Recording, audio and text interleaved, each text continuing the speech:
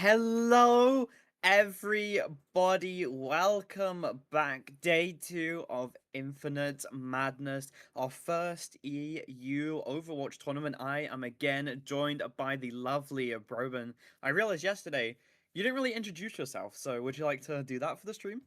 Oh my gosh, no, I'm just Robin. I'm just Robin. I'm just a guy out there that enjoys casting these games. So I'm really happy to be here. We get to see some awesome gameplay coming out of Zero Recall and Zero Fluffs Given coming up here first. Yep, indeed. And it does look like we are going to Li Zhong Tower. Very nice map, one that we've seen a lot of. And talking about bans, finally there is no Lucio banned on Lijiang Tower. So we do, we do actually get to see some maybe Lucio Kiri gameplay with the sim, but our bans of both Brigitte and Wrecking Ball. What do you think about these, Robin? Yeah, I mean, obviously you stated the obvious there. There's no Lucio ban here. Zero Fluffs Given banning Ball. Zero Recall banning Brig here. These are interesting. You don't typically see these on Li Zhang. It makes me wonder what they're really playing for. I actually don't know. Yeah, it does seem like Zero Recall don't want to play into this kind of anti-dive comp, and it kind of seems from the Wrecking Ball ban that Zero Fluffs don't really want to play into a dive comp. So it'll definitely be interesting to see what they pull out here. We saw a lot of Orisa and Doomfist from Zero Fluffs. I do believe that Zerora is our Doomfist masterclass one trick, so probably going to be seeing a lot more of that. Right. I think you made a great that was an astute analysis of what actually happened there with Brig being kind of like that counter dive character and Ball being the dive character and kind of playing into one or the other strengths and weaknesses of what Zero Recall assesses and Zero Fluffs given, their perspectives on how they match each other up here on Li Jiang Tower. Yep, it does look like it's going to be Zorora getting subbed out once again. So we are unfortunately not going to be seeing that Doomfist that I so wanted to see. Yeah, Zoom. He was flying around. He was trying to make things happen. I don't think he connected as much as he wanted to, but hopefully, we'll see him today. We got a couple matches ahead of us. Yep, let's pull up the rosters real quick and have a look at these, see what amazing players are going to be showing us today. And it looks like on Zero Recall, we have Skuggan, Violet, Ripali, Nim, and Coldy versus not Zorora. Zorora did get subbed out, so Cryptic, Trusted, Wasp, Oink for me, and Chaotic. So should be a good matchup. I'm excited. I can't wait. I would love to see a map other than Runasapi. Obviously, this is Lijiang Tower, so Right, and I unfortunately know no. everyone's on their toes for this match. This is going to be an exciting match here. Zero Yep. Recall. We've seen both these teams play, and I think that I'm just excited to see what happens. I'm ready to get in. I'm ready to go. And as I say that, it looks like we're getting in the game. Yep, we are going to be going in and we'll see what these teams can do for us. This is a winner bracket match. Due to one of the teams leaving the tournament, their matches have to be replayed, and that means that it's going to be Zero Fluffs Given versus Zero Recall for that spot at 10 p.m. later on. So I'm certainly excited. Going to be a bit of a longer day today, but hopefully we'll be seeing some pretty epic games, especially towards the end of the day, as we have some of our undefeated teams going against each other at both 10 and 11 p.m. But we are Right, and we just got about waiting for 10 the teams to seconds. get Yeah, in. 10 seconds here on Li Jiang. I mean, heroes going to be assembled, so we're going to see what their picks are. I think we have a sub. Yep, it does look like we are just currently waiting for one of the players. I have asked if they wanted a pause, but they have not asked for one. It sounds better when So I we say are it. just continuing for now. We'll be see what they want to run. I do kind of like this Brawly comp from the side of No fluff, zero fluffs given. I keep calling them no fluffs given all day. Before we started, I kept calling them no fluffs given. I was searching Yes, me in the too. server. I was like, okay, I need to find their role. I search no fluffs given, and nothing comes up. I'm like, what? What? I could have sworn that's their name. I No, think no, I no. said that all day yesterday, probably. That's probably why. Zero fluffs given. 0 fluffs given, yes, and Yep. 0 recall, Yep. right. Yeah, I mean, so what I did didn't you think? actually. I mean, I didn't talk about my profile, my picture behind me. This is my kitty cat Riku. He's a very very good boy, very constantly hungry boy, but uh he likes waking me up at the middle of the night for cuddles. What's other interesting facts? Oh yeah, he's pretty big. He's a chunky boy, chunky cat. Uh, and his little sister Saki annoys him all the time. But there you go. That's the story behind this behind me. yeah, that's sweet. I mean, I have a cat too, and definitely pay the iron price. They love to eat, that's for sure. But they Yeah. do. You got the benefits that at night they can come cuddle you and be very sweet. So very cute Mhm. kitty there. This one personally hates love, hates touch, only on his terms Yeah, will it only ever on be his allowed. terms. Yeah, that's the same exact way my cat baby is as well. So No. that's funny. What breed is your cat? Cat? It's Cat? like a What is wrong with me today? it's like a tortoise. She's got kind of like a. She looks a little bit like a Oh. coffee mix. She's got a lot of Mhm. black and like caramel, however you want to say it. In her tan. And yeah, she's a beautiful cat, but she's definitely her own cat. She's the boss, so Mhm.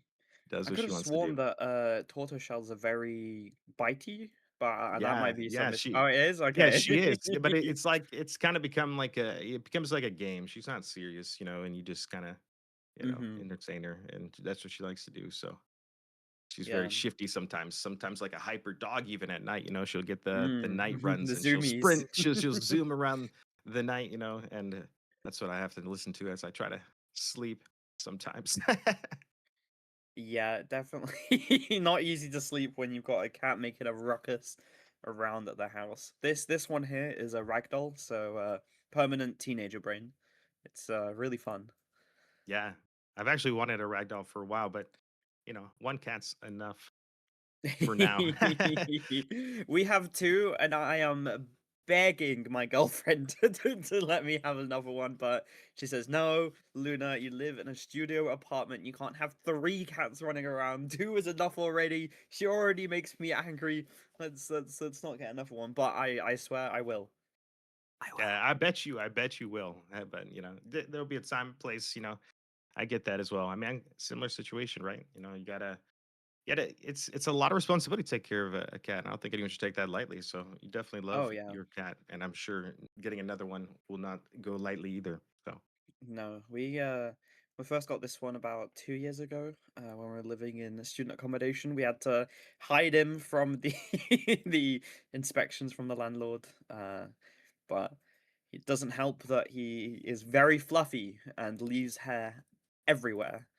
So, but as soon as we moved into our own place, our own house, instantly got a new little kitten. He has to have a friend, you know? The one has to have a friend, and then the friend needs a friend when the first one doesn't want to be around them when they need a little bit of alone time, you know? So you've got to right. get three, and then you've got to get a friend for that third one in case the other two don't want to spend time with them. So then they've got to have a friend when they're having so you've got to have four, right? Yeah, you're building a family At here at this point least because, like, with four. the logic, you continue, yeah, just like, and then where's their grandpa at? Like, who's watching over? Now you're 6 or 8 cats deep down, and that's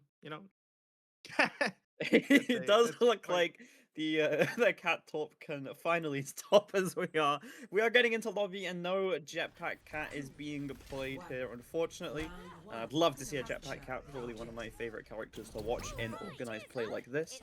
The different kind of combos and things that you can do with your teammates are really nice. We're going to be seeing a Simpty Pete from No Fluffs Given going straight onto that point with the Reinhardt. They have a really broadly comp, but Anxiety finds Wasp out of nowhere. That is a DPS down. 4-0 Floss. Skuggan managing to get Cryptic off the back foot as well. That flank paying off really well as he's going to be missing that charge. Skuggan just putting so much damage in on this Tracer. Coldy managing to find a Chaotic, and Wait For Me is just going to jump off the map in order to get a quicker spawn time. Oh my god.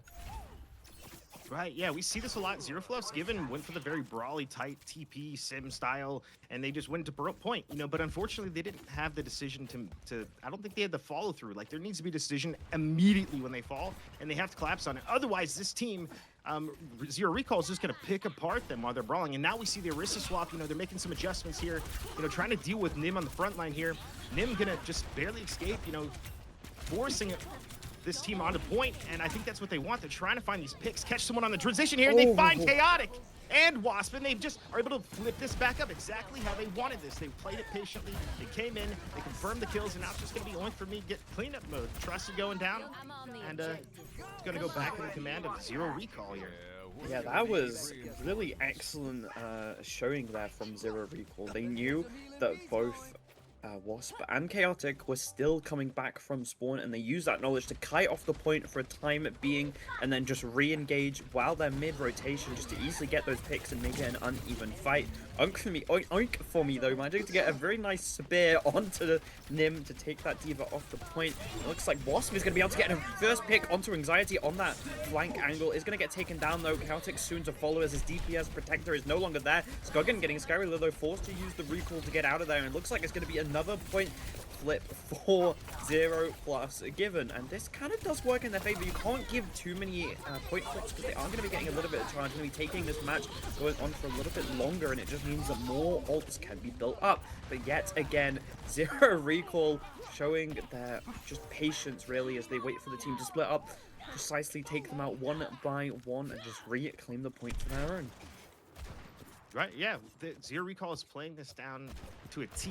You know, they're letting them kind of flip, and they're letting them assume they have some control here, but I think they're taking the better trades and interactions as the Kitsune comes out here from Colby. Violet finds the first kill on Trusted.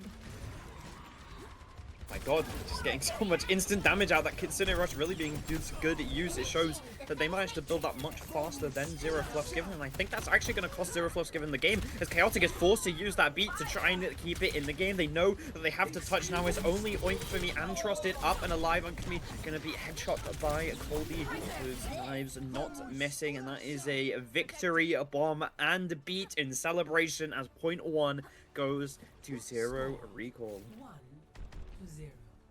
Right, and I think that Zero Recall did what they wanted to do there, and there wasn't a whole lot of response because I think that these two styles, there's almost two stylistic types of plays happening here, and I really think that Zero Recall is favored, and just the way that they're playing generally over Zero Fluff's given, just because I just don't think Zero Fluff's given is currently making the decisions to play the comp that they're playing, you know, to really.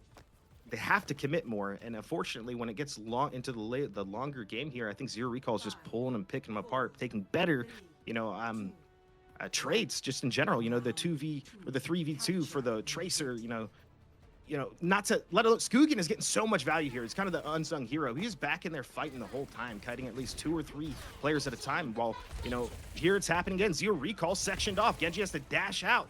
You know, Lucio kind of in trouble. Nim finding him out. You know, Oink for me has no HP, no mech. They're just kind of getting caught out here and separated, and honestly outmaneuvered and a bit outplayed here, as the positioning is just really superior right now for Zero Recall.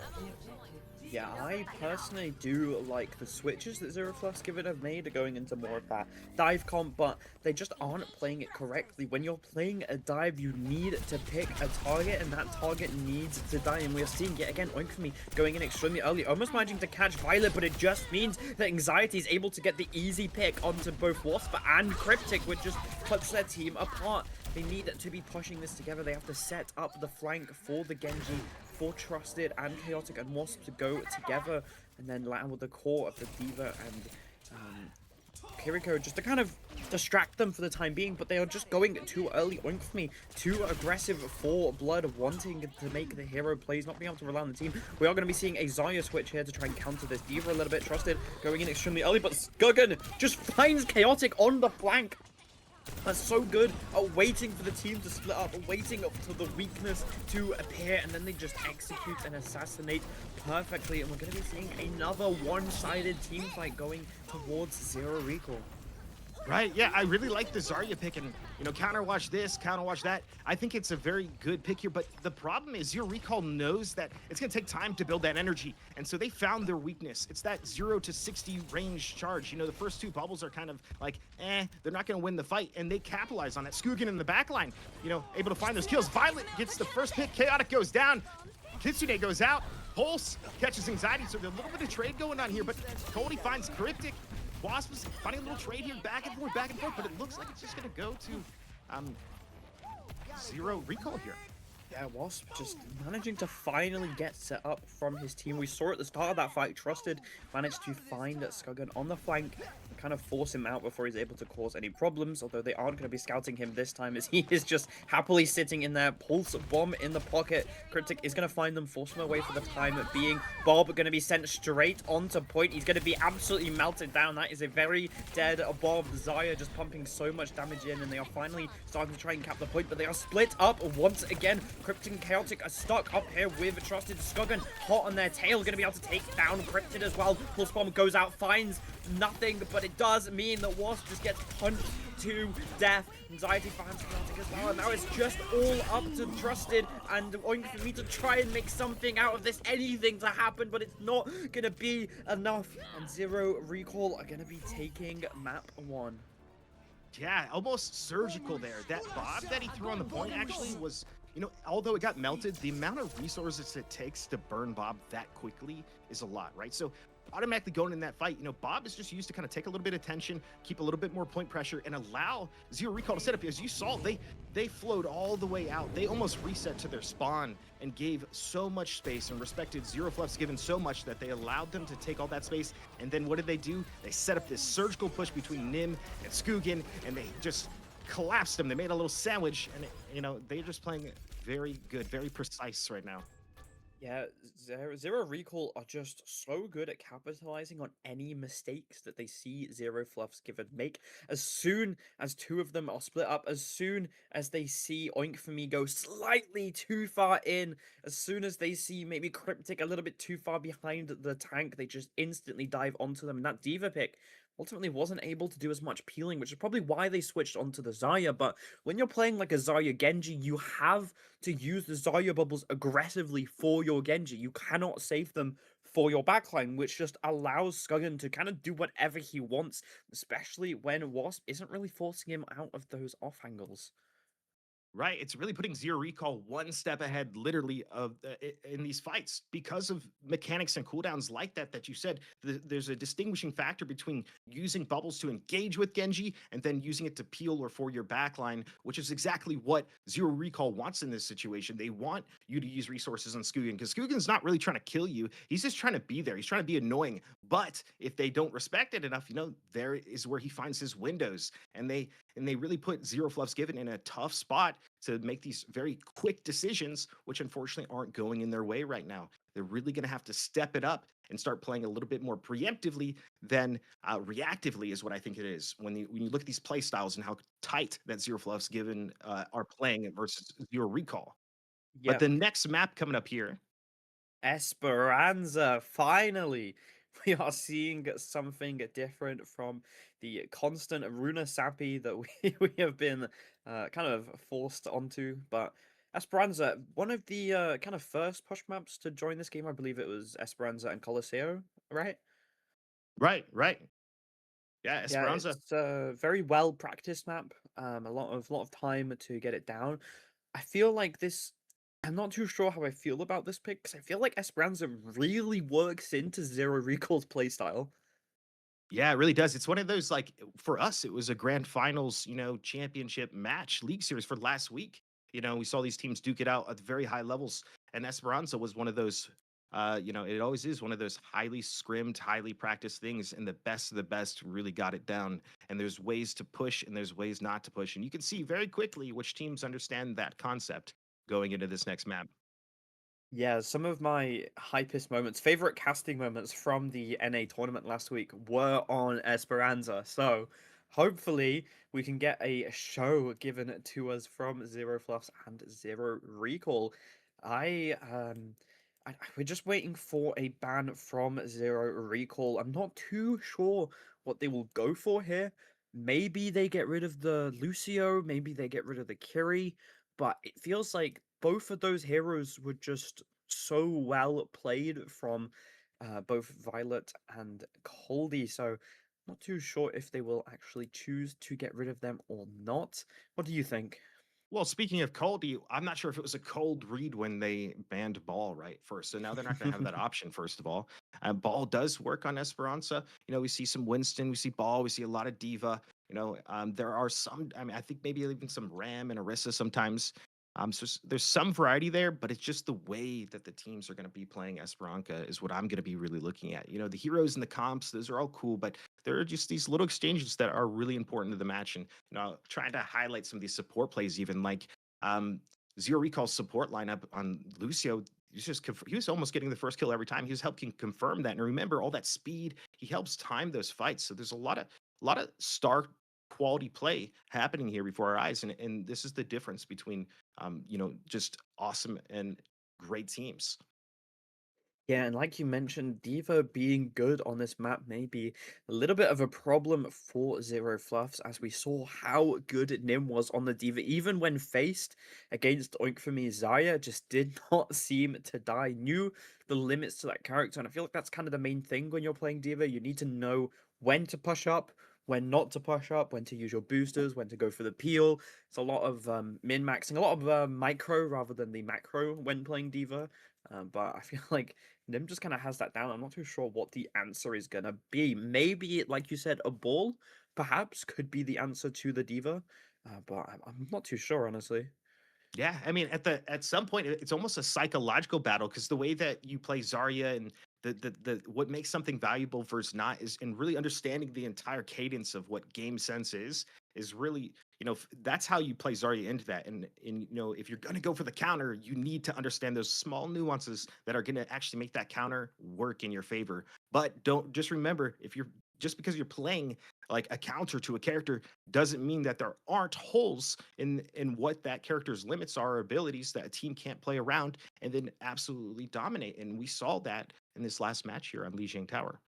Yeah, we were talking about Caster Curse yesterday, and I believe I've done it again. That is going to be a Zarya ban from Zero Recall, really taking the options to counter Diva out of there. Zero Fluff's going to be getting rid of the Tracer. Clearly, Skuggan was just way too scary of a pick to to actually kind of, do anything really.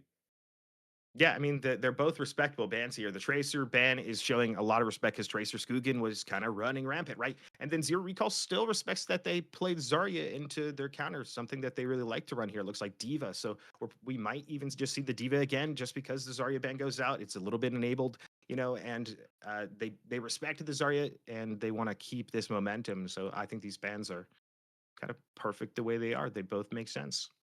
Yeah, we are seeing a little bit of switches up here. It does look like Anxiety is being subbed out, going to be replaced by Creo. So we'll see what difference that makes. Hi guys. um, I'm not too sure what they're trying to sub here. I don't know who 9421 is. I'm sure I'll find out eventually, right?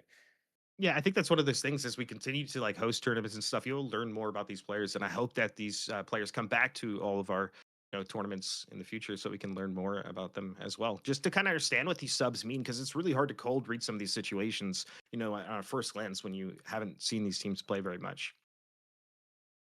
Yep. Yep, just sorry, the producer that you can't hear making us sound insane as he makes jokes, which I think's not fair. He says hi, but we are Hi, everyone. Yeah, if you ever just see me smiling or laughing for no reason, it's probably because he's speaking in my ear right now. yeah, it's like we have like a little earpiece in it. It's very nice and professional. Um, just trying to figure out subs and stuff right now. Because I'm getting different information from different players. We've got the captain telling me different things from the players. So, who do we trust, right? The captain or the random player that wants to be subbed in? Get me off the coach bench. Let me play! Let me play! Well, what we do know is someone has the information, and it's being passed along, some way. I'm sure we'll get it figured out here in just a few minutes, maybe seconds. It's right around the corner, right? Surely, as we figure this out, both teams Yeah. looking to get ready. I think a couple more last minute swaps are going to be coming through, and Yep, we'll see how that Cryptic affects the is game. being subbed out for Kriana. Going to be seeing the captain slash owner of No Zero Fluffs Given going into this matchup, showing what she is capable of. I'm assuming on the support role, since though it was Cryptic that got subbed out, but we are just currently waiting for Zero Recall to be ready, and we will be going in to this next match. We are getting another sub. Anxiety is being subbed out for Rip Valley? Rip Valley? Rip? Yeah, I think I think you've said it right. The first times actually you progressively gotten worse. Oh, Yeah, okay, okay. Rip That's me Valley, not I think. trusting myself. Yeah, yeah. Just trust yourself. Yeah, I'm sorry, I'm That's sorry. the moral of the story. So I think the last swaps are being made here, and we are just about to be ready. Yep, I do, but What's the heavyweight that I lift? I'm not a big heavy lifter anymore, but I could hit 375 on the bench back in the days. Probably push 405 my max, but as I got too strong to the point where my body just didn't make sense anymore to lift that heavy. And I've it's been almost maybe a decade now since I've been in like that prime form. But yeah, I've been pretty strong, 99% stronger than 1% of you or something like that, maybe reversed. But we're getting into this match here. We got 30 seconds coming up. we are going in now. So we are on Esperanza again, and I like we said, a lot of diva, a lot of poke. I feel like we're going to be seeing some hit scans like Ash and Cassidy being played here, especially because they were played last map. Maybe the Emery. I'm very surprised that we didn't see either an Emery or a Soldier in last map. Maybe these two teams aren't really particularly verse in those specific characters, but we are seeing a ball for the side of Zero Fluffs. Given this is what I was hoping for. This was my plan to get them out of the situation they're in, but we'll see if it actually works out. Right. As we begin Esperanza in the next 5 seconds. Yeah, I really like this jetpack cat pick from both sides. Kriena are going to be running that Mercy. It looks like we're going for kind of a flying Bastion with a Echo Pocket for the side of Zero Fluffs, a comp that I personally really like. We are also seeing the Flying Bastion from Zero Recall here, so all of our fights are going to be in the skies. The Bastions over the rooftops are fighting each other, putting so much damage in. I'm sorry, is that actually looks going to be the one to ridiculous. get the first pick onto Violet, although traded out by Nim. They do still have the res up and available, not anymore, as Kriana is taken out. Looks like Trusted just can't really get the value that he wants on this ball. Getting that first pick was really nice, but couldn't help peel Kriana away. Right. Despite them pulling out all the stops here, Echo's not going to be, I don't think, the strongest into this Bastion. I think that there's a real opportunity to kind of shut down Echo early here. But we're seeing the cat pull Oink for me across the map here. Try to find some value. Wasp goes down early by Skugan, able just to snipe him. He's Reaper, he's sniping Echo. Not necessarily out of the air, but... See, I may be wrong here, and correct me if I am, but surely you play a pharmacy, right? And then you have a double infinite flying. Oink for me gonna be able to take down Violet. That is no jetpack cat, no more flying Bastion, as Rip Valley is gonna be taken out as well. And now this just leaves Nim, Coldy, and Skuggin to try and pick up the pace for Skuggin. Very, very low, gonna be healed by Coldy, but that means that Nim is just left alone here, dancing around the point. The entirety of Zero Plus Given are gonna shut them down, as looks like Oink for me is looking for this pick on to Skuggin. Do not want to let this Reaper get away. They're just going to be sitting above these rooftops. I just absolutely love this play that they are going for here. They're going to have to back out as they do spot both Violet and Rip Viali on the flank, trying to get back. But Bot is finally being pushed in the favor of Zero Fluff's given Skuggan on the flank here, going to be looking for a pick onto maybe Wasp. Cloudy going to be jumping in as well, going to be helping him out, but it looks like they're turning their attention over to this Bastion fight. They want to get rid of Rip Riali out of the sky, but it's actually going to be him that takes out Wasp. Cole's going to be able to find Trusted as well, and with two of their main core members down, it's going to be very difficult, but this is a triple kind of flying over here. We have the double Bastion pocket. Can it be enough to carry the fight? 3v5. It does look like Violet's going to get a little bit too aggressive there and get taken out. This is a really big pick Zero Fluff's given. They can use this for their advantage, especially because now Trusted is back. Valkyrie going to be coming out from Kriena, just going to allow them to get a lot of room, healing it down. It does force Coldy to use that Kitsune Rush, but the entirety of Zero Fluff just kite away from it. They do not allow them to get the value. Looks like Skuggan's going to be going on a flank. An amazing pick onto Wasp into the Death Blossom. Going to be able to find Wasp, but it just means that Kriena is able to res them up. Nim going to be getting a pick with that self-destruct onto Oinkami. That's not what you want to see. This is now a 4v4. This is fair. Catnap going to be going straight onto Coldy. That is a Kiriko being sent to the Death Realm. Be able to get away 4 now as Wasp is using the copy on to Nim. Going to be getting a self-destruct very soon. Doesn't be able to find anything though, but Trusted going to be able to get some nice mines in as the Rip Riali is just wiping them out. Oh my god, it's just so back and forth. Skuggan going to be switching on to the Emery. They know that they cannot play this Reaper into the flying kind of meta that's happening here, but ultimately in the end it was Zero Recall that won that fight. Yeah, it's kind of odd. It looks like Zero Fluff's given were technically like winning fights and getting more kills, and like they were kind of like bringing the momentum back. But you know, this Zero Recall team just doesn't give up. They're just constantly back getting like this maximum value. Like look at this, look kiting over here. One for me on the Bastion over here, all the way back here on Nim, and you have all the space happening back here, and they're trying to figure out. I feel like both teams are not really sure how to play against it. Almost there's a lot of flying going on here. There's 3 characters in the air at every moment of the game, and Trust is trying to find the value in the ball. He's trying to get these connects. I've seen some big pile drives come through. You know, point for me has been, it looks like a little bit of a differential, a little bit more just like reckless is what's paying off here. Getting that Bastion deep in, and you know, this synergy between Chaotic and Oink for me has to be perfect, because if it's not, you know, the Bastion's just gonna be sat there in front of, you know, just damage, right? So they gotta be linked up.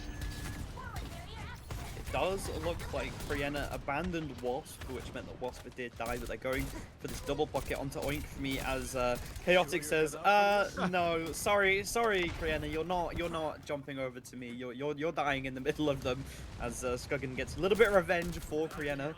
Support should be helping each other after all, and this is just allowing Zero Recall to get such a big momentum lead here, as Trusted just needs to get out, cannot allow himself to get staggered. Support's on back now though.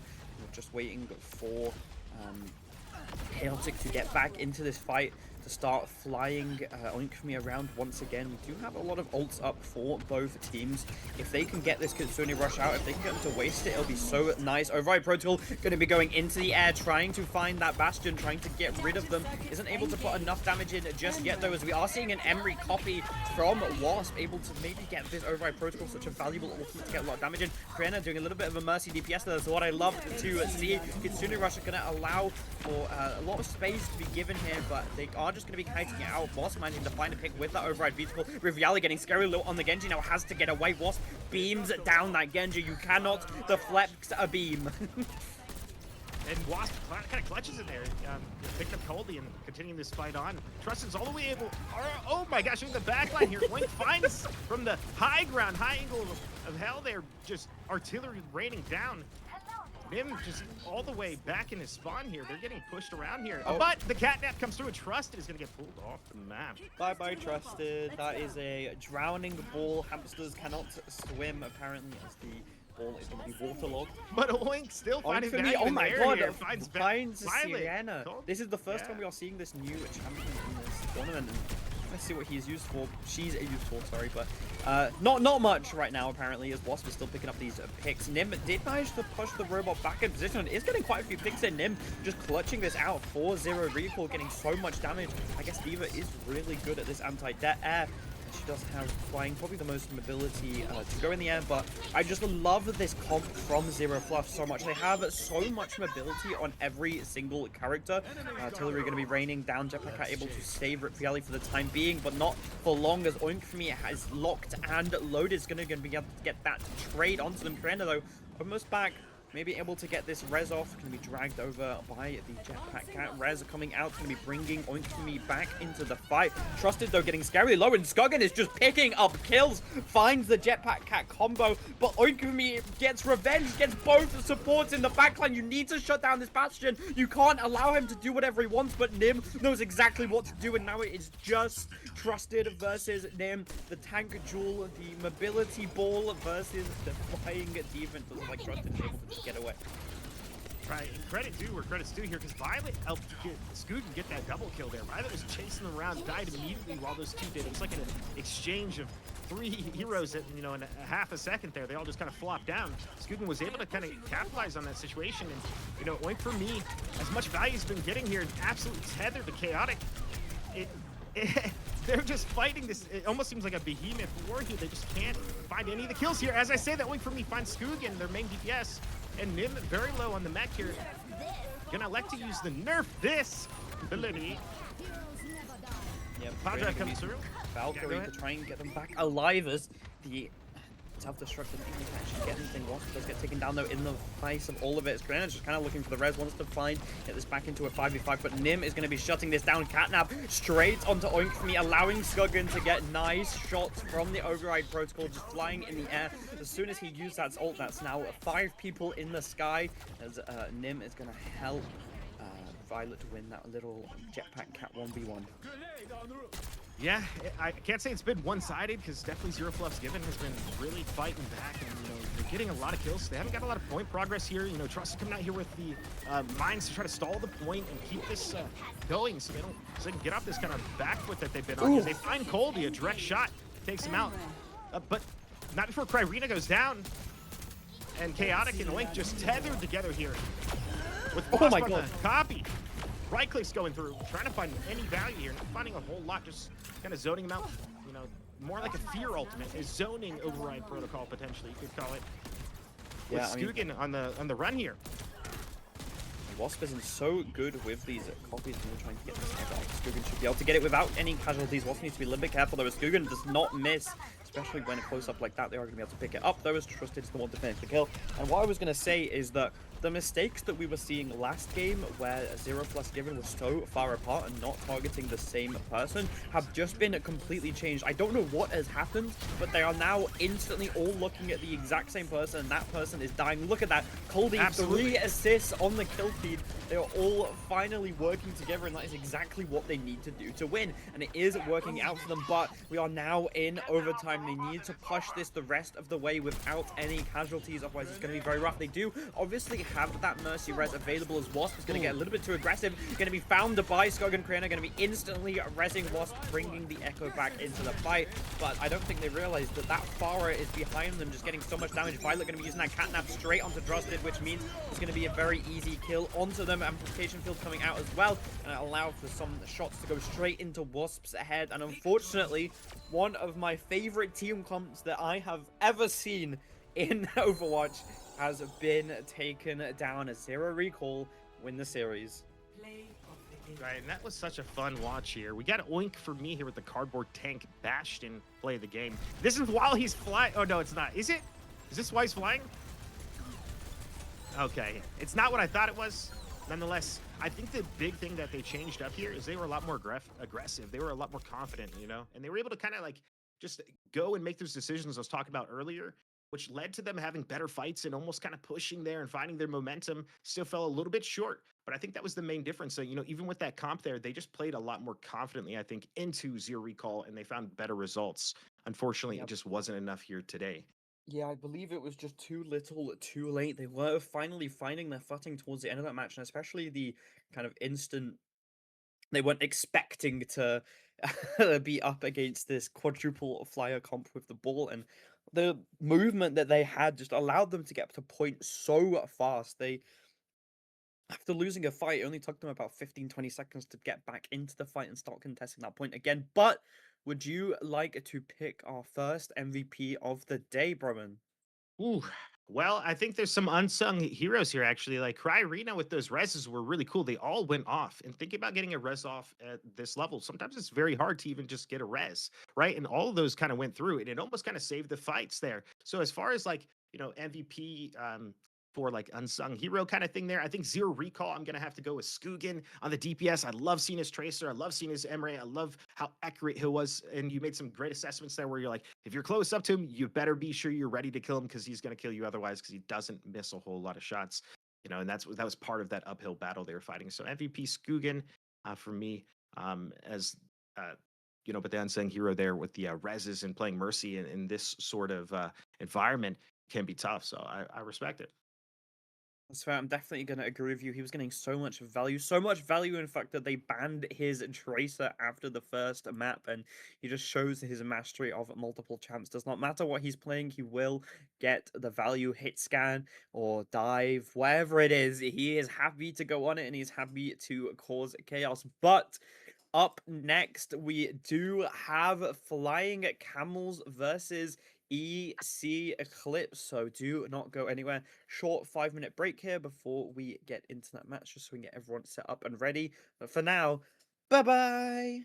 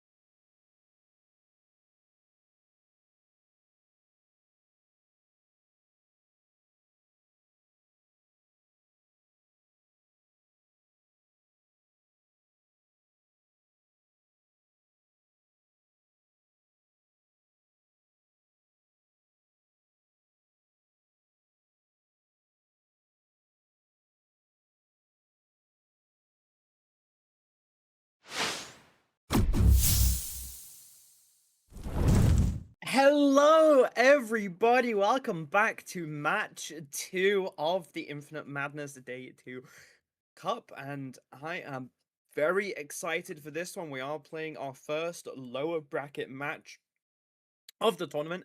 It is going to be Flying Camels versus EC Eclipse. Over off stream, it's going to be Miss Jackson versus, I believe, Zero Fluffs Given. So we will see what happens there. But we are going to yet again Lee Zhong Tower. Bourbon, how are you feeling about the permanent Lee Zhong Tower? Does it feel good? Is it? Yeah, it feels great. It feels like I'm home, honestly. So yeah, I finally made it. I finally made it home this Mm. year. But Lijiang Tower. I mean, I think really we got to wait for the bands at this point to tell a story, right? Maybe a little ahead of myself. Yeah, we will be Here, going yeah, to the we're gonna be roster. going to the roster first. There we go. So we are going to have Flying Camels. Ozo's going to be tanking, Polga on the DPS, Quasara on DPS, SW, and Pebo supporting Flying Camels. EC Clips going to have Ariana Grande Lover Teehee as tank, Showbiz underscore Overwatch, Infest underscore 368, DPS, Femsick, and Scars for support on EC Eclipse. Li Zheng Tawa. Yep. And moving on to the bans now. It is unfortunately going to be a Lucio ban. Not what I like to see on Lee Zhang Tower, not my Lucio. But it's going to be a Diva ban from EC Eclipse in response. And we'll see what difference that makes as we are going to be going in. And might I just say, now it's no longer classically Jane. You guys banned my heroes. It's all right. Yeah, well, you tried to ban one of the players in response, so. That is true. That is a true bit of information. Luckily, True and my real. bans don't go through though, so all is good. Yeah, thank God for Ozo. Ozo, He you are doesn't not get banned. banned. My apologies. Yep, he is It gonna be happens. allowed to play. Oh no. Was it because he banned Lucio? Is that why you wanted to get rid of him? No, pick a number through 1 through 10, Mm-hmm. and tell me your number. 4. All right. Well, I win. Oh, okay, you just win. Okay, cool. That's good to know. Oh, and what did you win, Patch? Well, the start of this match here in about 5 seconds. We're gonna be seeing Primal walk out of here on Maga Capture the objective. and Ozo on Yep. the Domina. Domina versus Mauga. Who wins this matchup? Ooh, anyone's game here at this point. Big disruptor comes through already, though. Aside of Polka. Polka taking critical damage. Kind of low here and sustaining. Ooh, Liv goes down Ooh. first. Find Sojourn, a little bit of a Sojourn differential with that rail, right? Catches that first pick very good in this game. And, you know, they're going to have a lot of sustain here with that shield from Domina. They're going to be able to just walk on Maga. Maga's just kind of sitting there trying to hold both guns down, but he can't. He's charging in. It's a fake charge. Just to contest the point before cap. Very solid timing here. Ooh, down's being traded by tanks. Domina shield's coming up. Still alive for now. Oh my god, Polgar again! Ooh, sorry, Bourbon. Polgar is You're just good. popping off. Take it away. We got big picks here. Liv finds Jerry in the backline here, so a couple trades, but still leaning towards Flying Camels here as they clean up Liv on the backline. Swaps are coming out here. We got Primal playing the Hazard now. Didn't like the Maga play into that.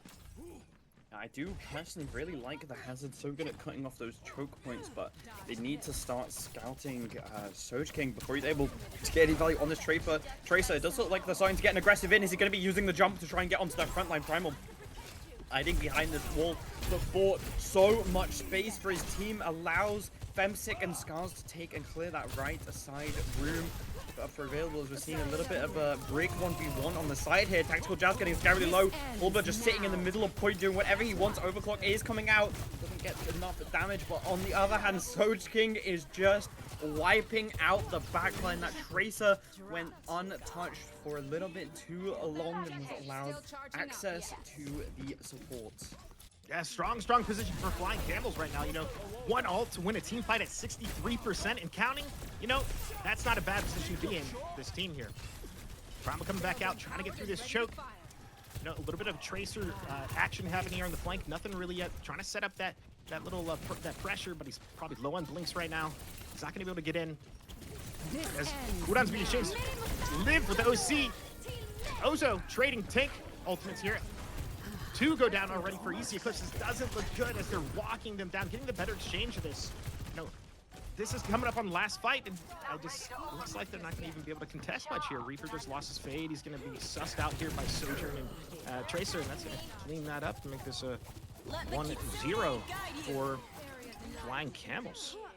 Yep, I really enjoyed the kind of just patience from Pulga there on the off angle, just keeping Reaper at bay, not allowing them to get any value, not allowing them to get to the backline that he chooses, that he wants to get to. We'll see if there's any switch ups here. It does look like we're going to be seeing a Junker Queen, something that I'm not too used to, especially as Kiriko is in the game, and Kiriko is terrifying. I'm very surprised that the Juno hasn't been brought out just yet. That speed can really help these brawl kind of comps. Obviously, over on Flying Camels, we're running sort of a more of a poke kind of thing with Soja King, looking for those dives when the team splits up. But going into this, we will see if this Ashe and Junker Queen switch, and Juno switch, sorry, can make the difference that EC Eclipse need. Yeah, I think EC Eclipse, you know, they're thinking they want to get close up and try to dominate this Domina right now. Like, that's the idea here. I think they want to get Junker Queen in there. They want to, you know, get close because, you know, the counters right now for Domina really are just like heavy brawl, like getting up in there and trying to get these melees off like that and chunk down this Domina. Yep, so much damage already being pumped out, and they just managed to get Soja King back, but those cooldowns are already going to be back for Soja King, as we're seeing a little bit of a 1v1 in the backline here. Tanks just brawling on point. It does look like Primal's getting scary low, though. Tactical going to be winning that 1v1 against Soja King, but meanwhile, on the point, Ozo wins the 1v1 against Primal, and that is a tank for a DPS, a trade that I will take any day of the week, and they are just allowed to kind of cap the point, but Femsick is going to be speeding Scars away, which allows them to get the pick into Pebo. So we might be seeing a flip soon, although Femsick is going to fall lift, finds Soja King on the backline before they're able to really get any damage done. And now Primal is going to be back in this fight extremely soon. Not soon enough, it seems, as they're just now getting back to the fight. The entirety of the team is pretty much dead though, but Ozo left alone on point is going to be shotgunned to death. It does look like Pebo is going to be keeping this alive for the time being, but that is going to be a very dead Brigitte anytime as soon as Liv is going onto this flank trying to find something. It does look like Tactical Jazz is going to find a Pulga getting rid of that DPS, and finally we see a cap from EC Eclipse. This team comp clearly working in their favor.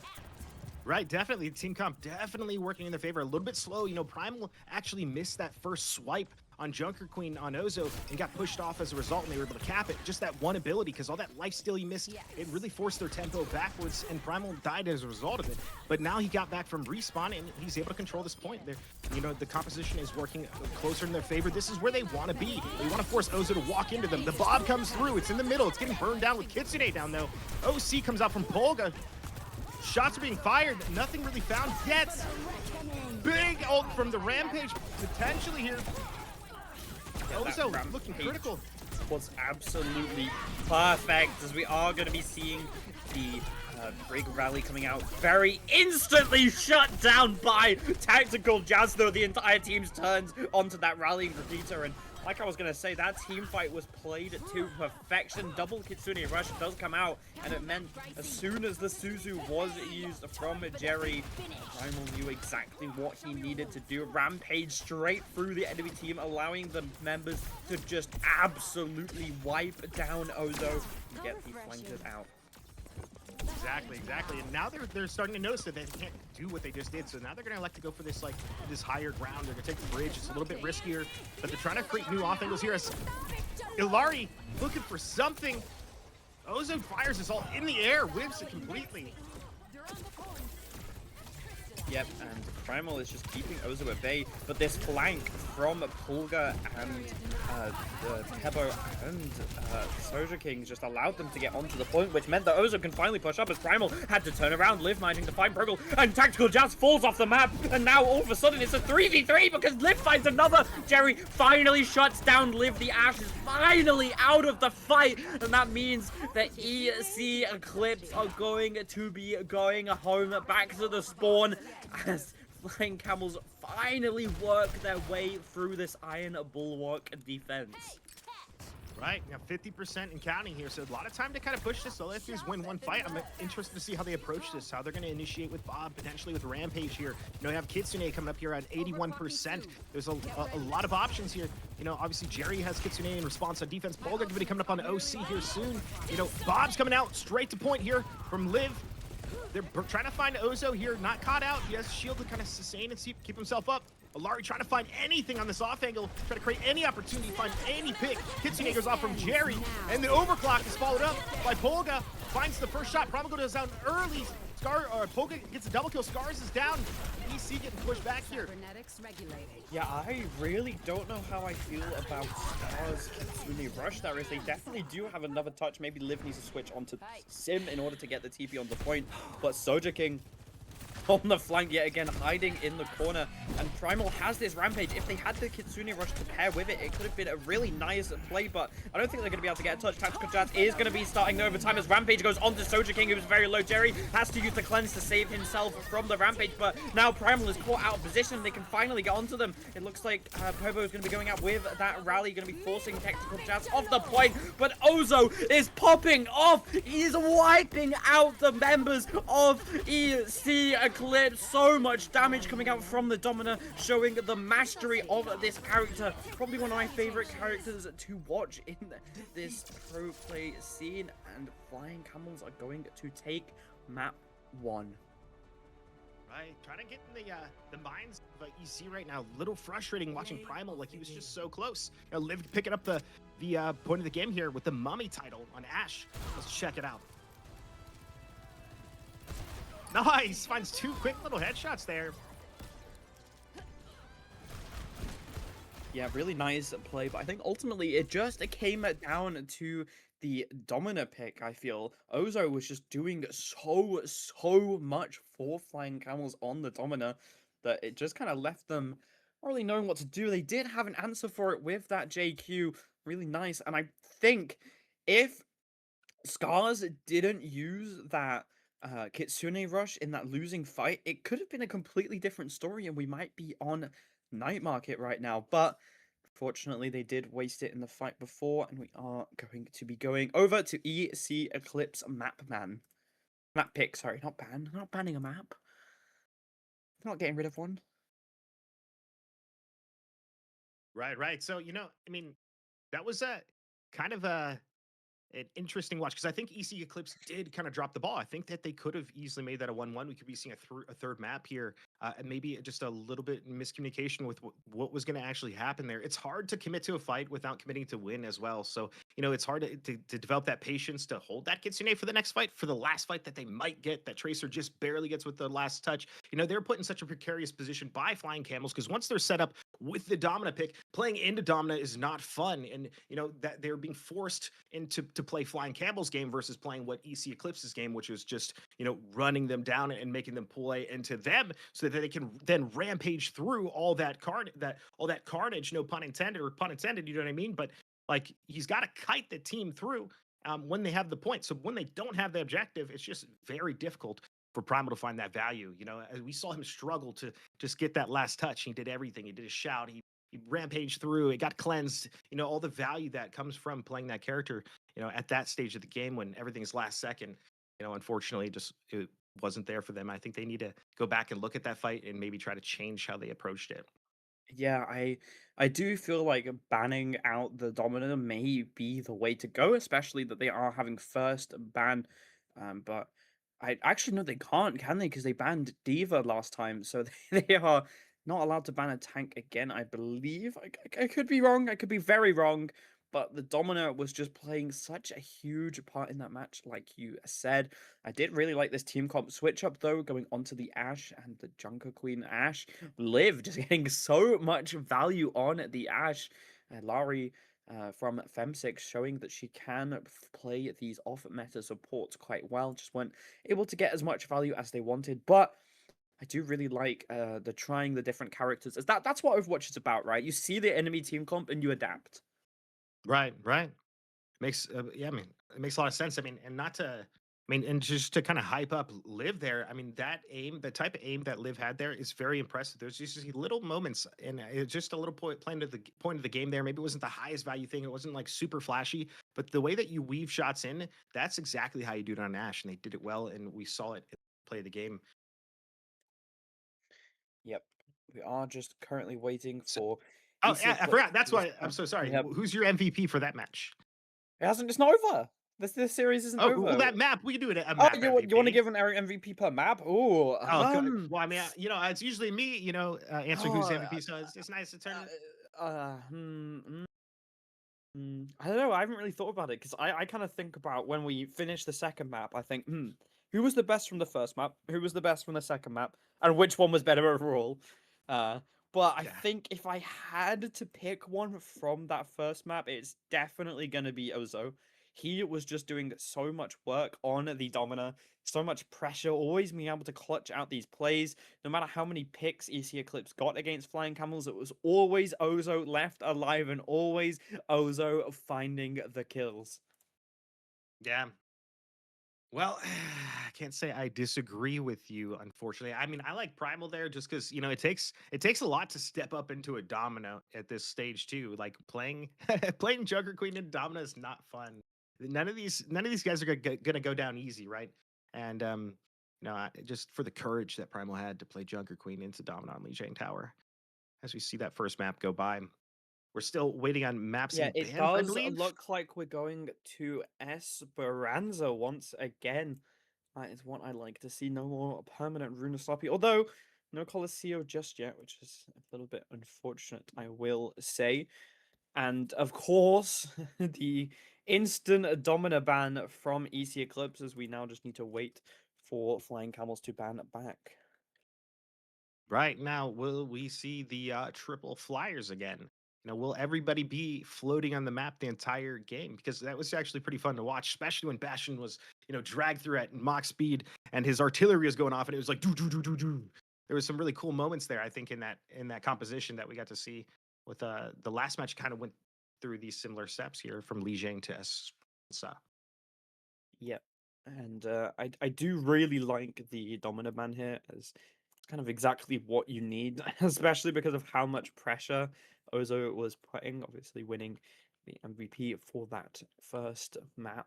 Um, and yeah, I mean, it's a new character, right? New characters usually a little overtuned, a little more powerful than the kind of older ones. And I believe it was you that I was talking to about it, where you were saying that you really don't like the way that they are dealing with the newer characters. It was either you or Jamie. I'm like, my brain is like completely muddled up, talking about how they were just adding perks into base kit now, and that is not how we should be trying to fix the older characters.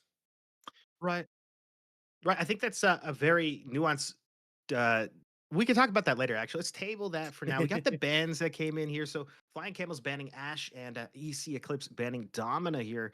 Obviously on Esperanza. What do you think that these bans are telling us here today, Luna? I think they're telling us that they saw Ozo play Dominant and they thought it was too scary. They saw Liv play Ash and they thought it was too scary. So they're just taking out the kind of MVPs from both teams there. As I feel like that's where you were leaning with the EC Eclipse MVP. If you had to pick one from their team, right? Right. Yeah. I think you're right. I think you're right. I think you nailed it right on the head there with that. That these are very precision bans. These are the characters that are probably most likely scared to either or team. And Yeah, and I mean, especially on Esperanza, right? yeah, Ash I mean, is Ash is so scary. underrated, right? Yeah, she does. You don't see her as much anymore, but like Emre and because like Emre's kind of taken that and Sojourn, but I think Ash is still one of those heroes that still has a lot to offer that I think a lot of people in competitive games and even these tournaments aren't utilizing enough of yet. Yep, it does look like we are going to be going into our map 2 of this series. And we'll see if Flying Camels are able to bring it back here and take us to a map 3, which unfortunately is Flashpoint. I'd love to watch an Escort or hybrid, but I've got to wait until Grand Finals, Robin, and I don't like it. It's making me upsetty spaghetti. Yeah, well, the wait is what makes it worth it, right? So that's why the grand finals are going to be that much sweeter to cast, watch, and enjoy for everybody involved. That is very true, and unfortunately, we are looking to get our first team out of the tournament here. Is it going to be EC Eclipse or is it going to be Flying Camels? We will find out very soon as EC Eclipse, they need to win this map to stay in the series, to stay in the tournament, to stay for a chance to win those 200 euros, as we are going to be seeing a Doomfist for the side of EC Eclipse. A little bit different, but I do really like Dive on this map in particular.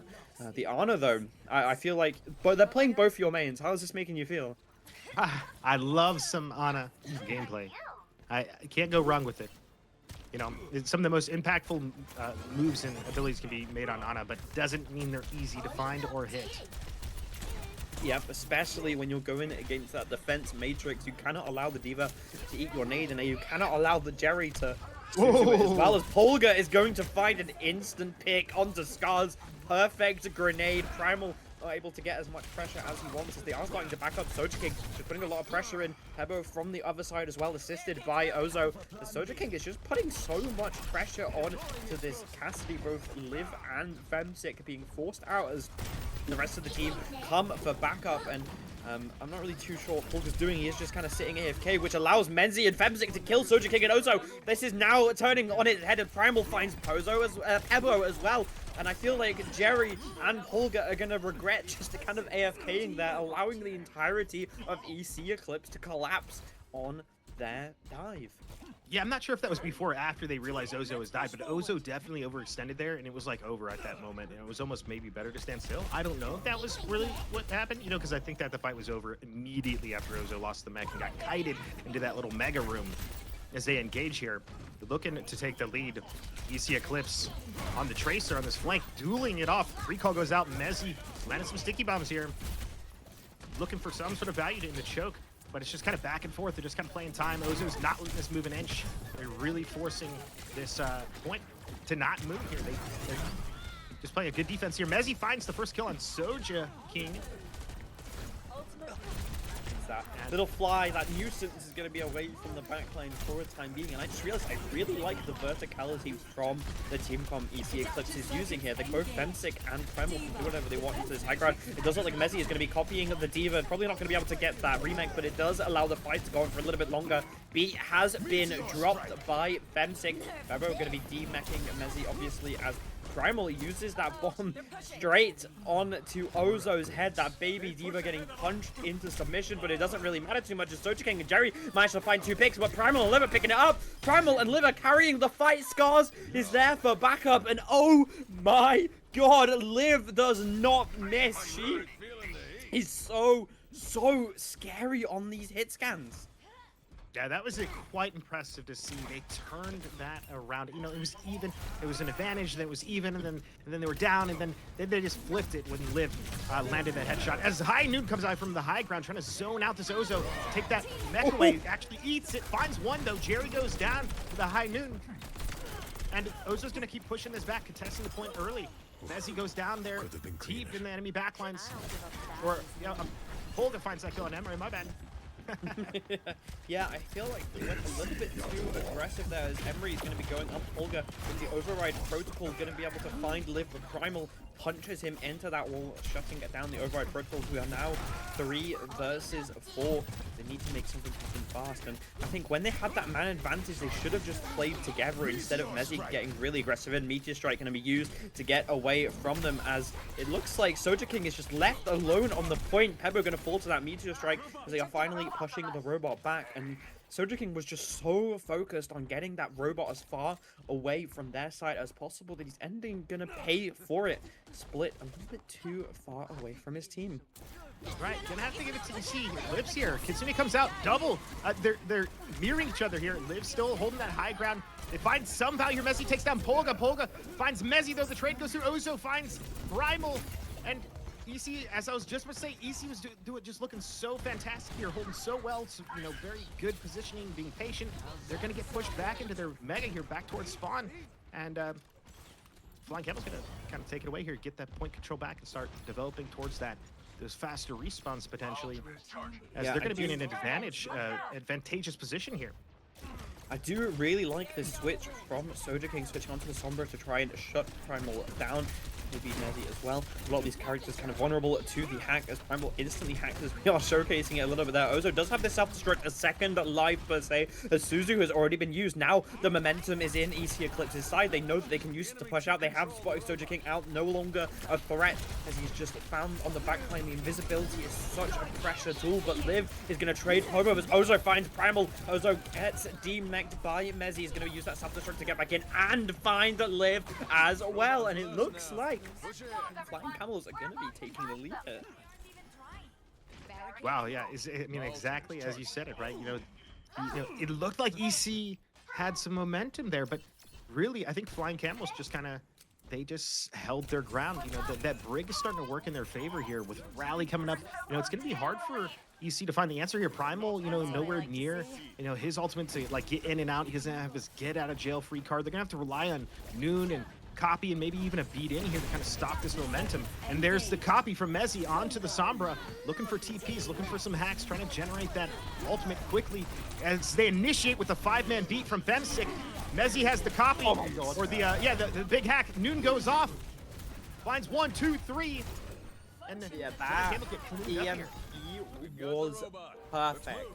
That was exactly what they needed. Maybe overcommitted a little bit with the ult. I don't think they necessarily needed that Deadeye, but that EMP from Mezzy was so nice, getting into the backline, almost hacking every single member. Now Primal has that Meteor Strike up and available, which means he can be as aggressive as he wants. He can try and get these backline picks before using it to get out, or try and get a kill. But it does look like Flying Camels are still in the lead. Ozo is not allowing them to get the lead back, as EMP is going to be going out. Only really manages to find Femsick and Mezzy, although Mezzy is going to fall victim to it. Femsick able to get away for the time being, as Scars is now being pushed by Ozo. Pulga on this Cassidy already has Deadeye up and available. Not going to be able to find anything, unfortunately, but Liv is getting scarily low here as Meteor Strike isn't going to find anything. Pebbo finds Liv. Ozo Femsick down as well, and now it's just Scars and Primal trying to keep this fight alive. Big punch onto Jerry, but unfortunately it's not going to be enough, but he does take Polga down with him. And now with the closer spawn, it does mean that EC Eclipse are going to be able to get to this fight a little bit faster than Flying Camels are. So maybe we're going to be seeing a 3v4 here as Camel tries to get back into position. To note what you said earlier, you know, just using that Noon was a little bit of an over ultage, and now they've kind of put themselves in a situation where they've flipped their positions, right? You know, Flying Camels are back in control on the high ground right now, and EC's gonna be forced to kind of play their game as they try to create an advantage here. The damage onto Primal, the hack instantly just wiping him down. Ozo going to be using that self-destruct to try and create a little bit of room here, as they know that Primal is down. The tank for EC Eclipse is still coming back from spawn. Liz is going to fall as well. Ozo managing to find Femsick. It looks like Ozo is hunting this Lucio down. Femsick not getting a moment to breathe as Mezzy is going to fall. Primal and the Scars not able to get them out of that situation. Yeah, and we really start to see that Soj King swap coming to fruition here and making that value that we were talking about earlier. You know, there was such a great swap. These hacks that are constantly on Primal and just shutting down things here and there are really helping them just take all this space, because, you know, it stops their push almost immediately. Every time he goes to think about it, Soj King's like, no, I'm actually over here. Yeah, definitely, as we are going to be seeing the pick onto Soja King instantly, as Mezzy wins that 1v1 after copying Deadeye, going to be coming out from Liv, as well as the EMP isn't able to take anyone down, but that is both Pablo and Polga going to be taking so much damage. The EMP really just causing chaos as Pebo and Jerry try and get out. Pebo going to be the first one to fall. Jerry still left alive. The Scars is going to be able to headshot that Kiriko back to spawn. Now it's just Ozo left to stall the point, but it's finally going to be taken out. But only 1 minute 15 left on the clock, and quite far to push for EC Eclipse. Yeah. I'm starting to wonder why Messi just doesn't go Sombra at this point. Copying Sombra I seems know, like the right? move. They keep copying Sombra, but not actually switching to Sombra. But every time they copy Sombra, they win the fight. Right, So yeah, exactly. Yeah. Hey, you're playing into live, you know, and that hit scan is very, or into Polga. A hit scan is very difficult to deal with here. Messi dangerously low, trying to skate out. Ozo trying to capitalize on it. Polga is able to find it. They do get the team kill. Casticus. You called it. Ozo finding live. So it's like just kind of doing a little bit of cleanup here. Primal trying to stall the point, but I don't think it's going to be enough. And he needed to die soon as there's only 30 seconds remaining. Do you think they can do it, Robin? Do you have the copium for I EC think that they Eclipse? can touch here. I think they can touch here, and I always believe it's winnable. I think it's always winnable, absolutely. And if they can find that touch here, you know, they got beat, they got Kitsune, they're coming up on high noon. They've just got to be a little careful. It's they got it one good fight here, so let's see how they do it. 4 ults here. They find the first pick on Ooh. Jerry. That's gonna give him a little bit of, you know, life here to keep pushing, right? They don't see Soj King right over here stalling the bot. Gets the poison off on Scars. Not enough value. They're gonna keep the bot pushed up here. He's looking for something. Liv finds a double kill though with the concuss nade there and on Polga. Ozo actually being traded out. Primal finding the cleanup on Ozo. Soja They're gonna King get still push. the backline though. Gonna be trying to spawn camp Liv here. They know the threat that Liv opposes, and I feel like a solo ult even could be nice. Right, Just I to know. make That's like, it how are they gonna an deal with unfair this fight. EMP? You know? Like, Yeah, I feel like it just, they are trying to kite them back, and I think Soja King realizes that is going to be getting out for now. This Kitsune Rush is going to be coming out. Liv using that Deadeye has to dash away as the beat is going to be coming out so they can re-engage. They need to wait for this Kitsune Rush to end to really start the fight, but Primal forced to use that Meteor Strike in the end as Scars is going to be going in with a Meteor Kitsune Rush of his own, and a massive MEMP onto 3 allows them just to wipe the enemies out, and now it is a poor alone Messi as we say goodbye to EC Eclipse. GG's. Flying Camels wins that, and, you know, quite decisively in the end. You know, some good fights, but EC wasn't able to find their rhythm, and Messi with the play of the game here on Echo. No title. No title. Soja King just amazing EMP right at the end there to win the fight. Oh, yeah, that was the opposite of Crucial. Casting Curse. Yeah, Surely. it was looking really bad for Flying Camels as they managed to get the first pick there, but the EMP to shut down the B, oh my god, it was perfection. They did not expect Soja King to just come out of nowhere and hit that crucial ultimate. MVP? MVP, oh my god, it has to be, oh, I don't know. I actually don't know. Oh, ooh, that is a tough one. I mean, Ozo just didn't have as much to do in this map as he did first map, so I'm kind of leaning towards Soja King as that Sombra pick was amazing. It was crucial even for them winning. Yeah, as soon as they swapped that up, you know, originally, Sojo King was playing, what was Sojo King on originally? He was on the. He kind of switched between a Reaper and Ah, a yeah. Tracer at the start. No, Yeah, it no, was no, Tracer no, at no, the there start. was a Tracer ban, Oh, no, right? Tracer was So I think banned. no, Reaper is right. Reaper is right. Yeah. You're right. The first time, yeah, Reaper was what he was. I remember I saw him kill Echo, and then he swapped over to Sombra, and then the game changed a lot, and it became a lot harder for EC, especially with Primal having to deal with those hacks, you know, constantly. Yep. Yeah, I think it's a good MVP. I think it's a good astute swap there. It needed to happen, and I think that EC kind of wanted to do it, but they just like were a little stubborn and they stayed on the Echo, and I think that might need revisited at some point.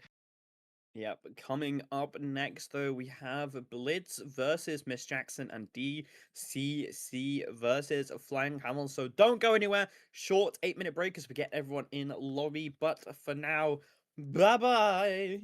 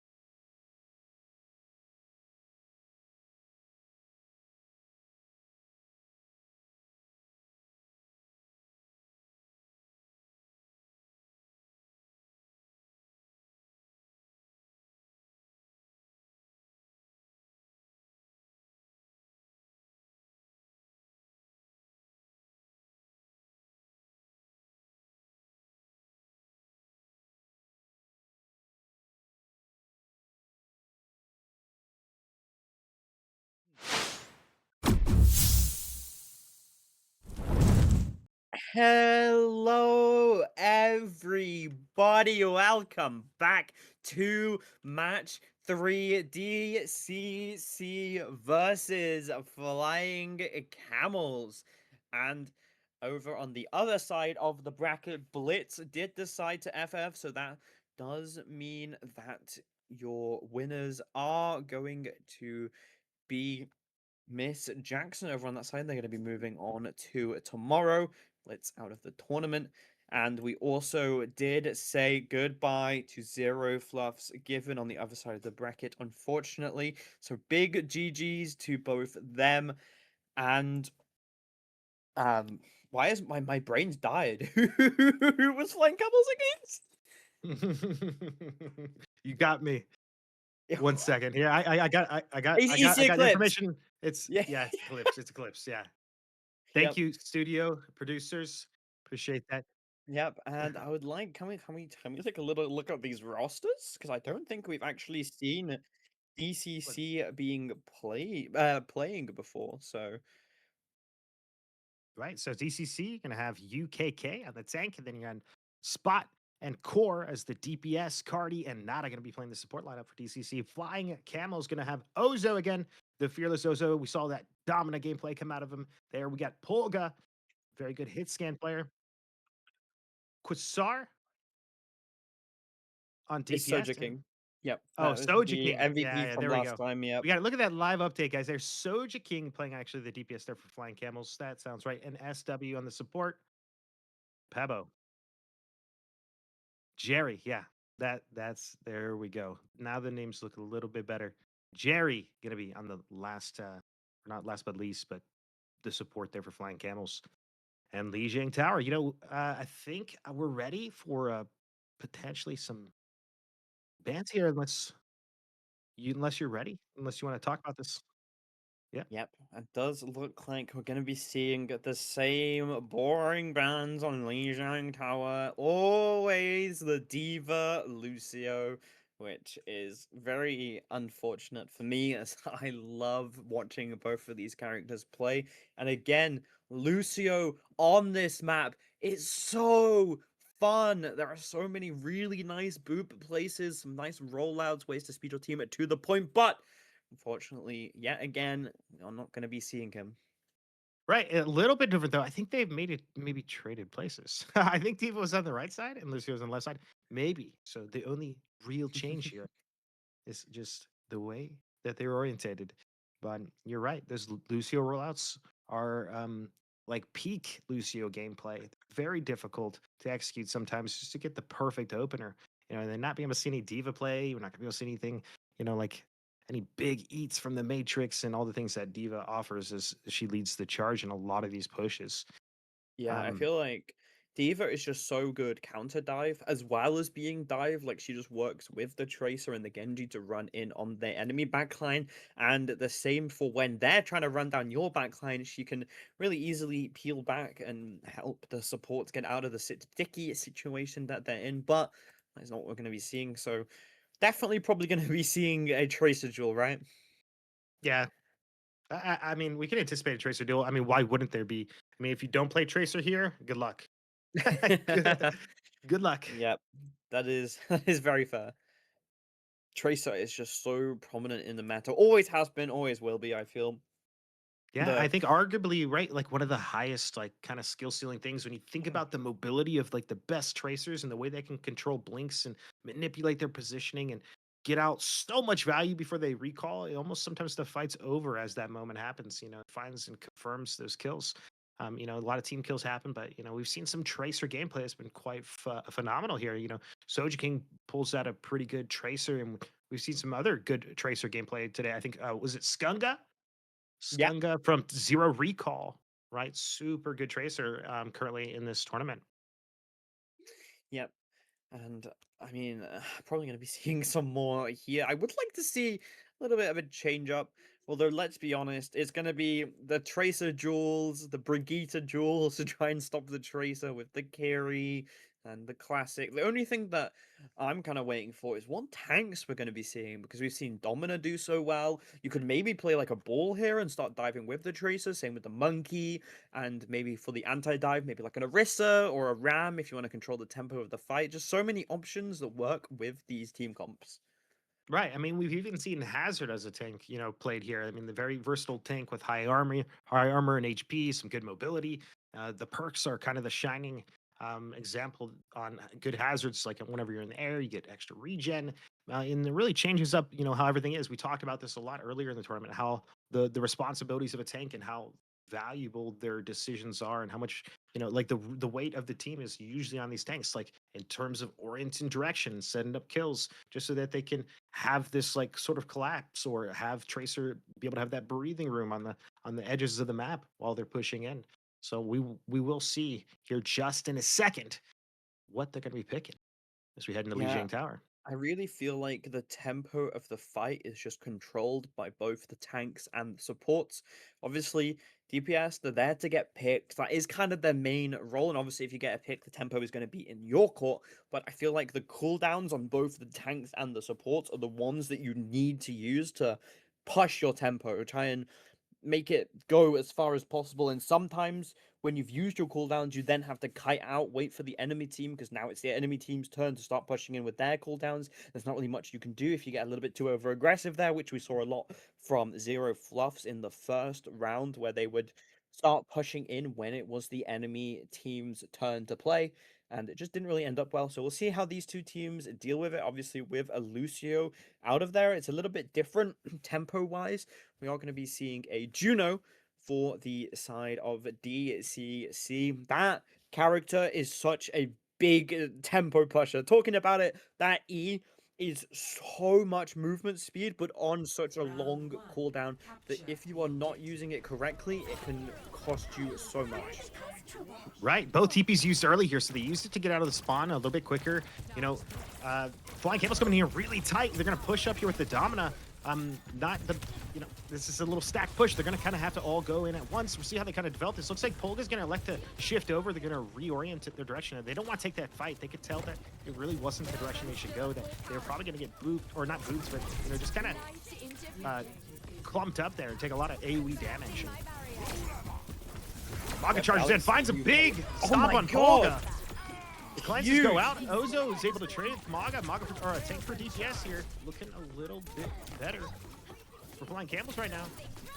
Yeah, kind of scary when your tank is down, but Chicken Soup is going to be able to find Jerry Ozo in the meantime, though. Trades Nata off the map, and it looks like Chicken Soup is trying to get as much damage onto Ozo as possible, who's kind of backed into his corner. Going to be healed, though, but Galaxy UK is already back. Going to be getting out, though. Probably going to be staggered as very, very big boy. Not really too hard to aim at that. I'm a little bit surprised that Galaxy UK has not opted to switch off this Malgo. We saw against against Flying Camels, they really did not want to play the Malga into the Domina matchup. Maybe Galaxy UK is a bit more used to it. Early shield being used, as well as the Malga charging in, trying to get a little bit of tempo here. Sojiking on the backline, causing so much pressure. Corex's getting scarily low, though, as we are starting to go in with Pebo. That Chicken Soup pulse bomb perfectly onto Pebo, going to be taking him out. And now Galaxy UK is stuck in this corner, getting scarily low. He needs to start pushing in. He's going to go in and take down Ozo. And now this fight is looking really good for DCC. 40% on the clock for Flying Camels, so not too bad. But that switch up is just exactly what they needed.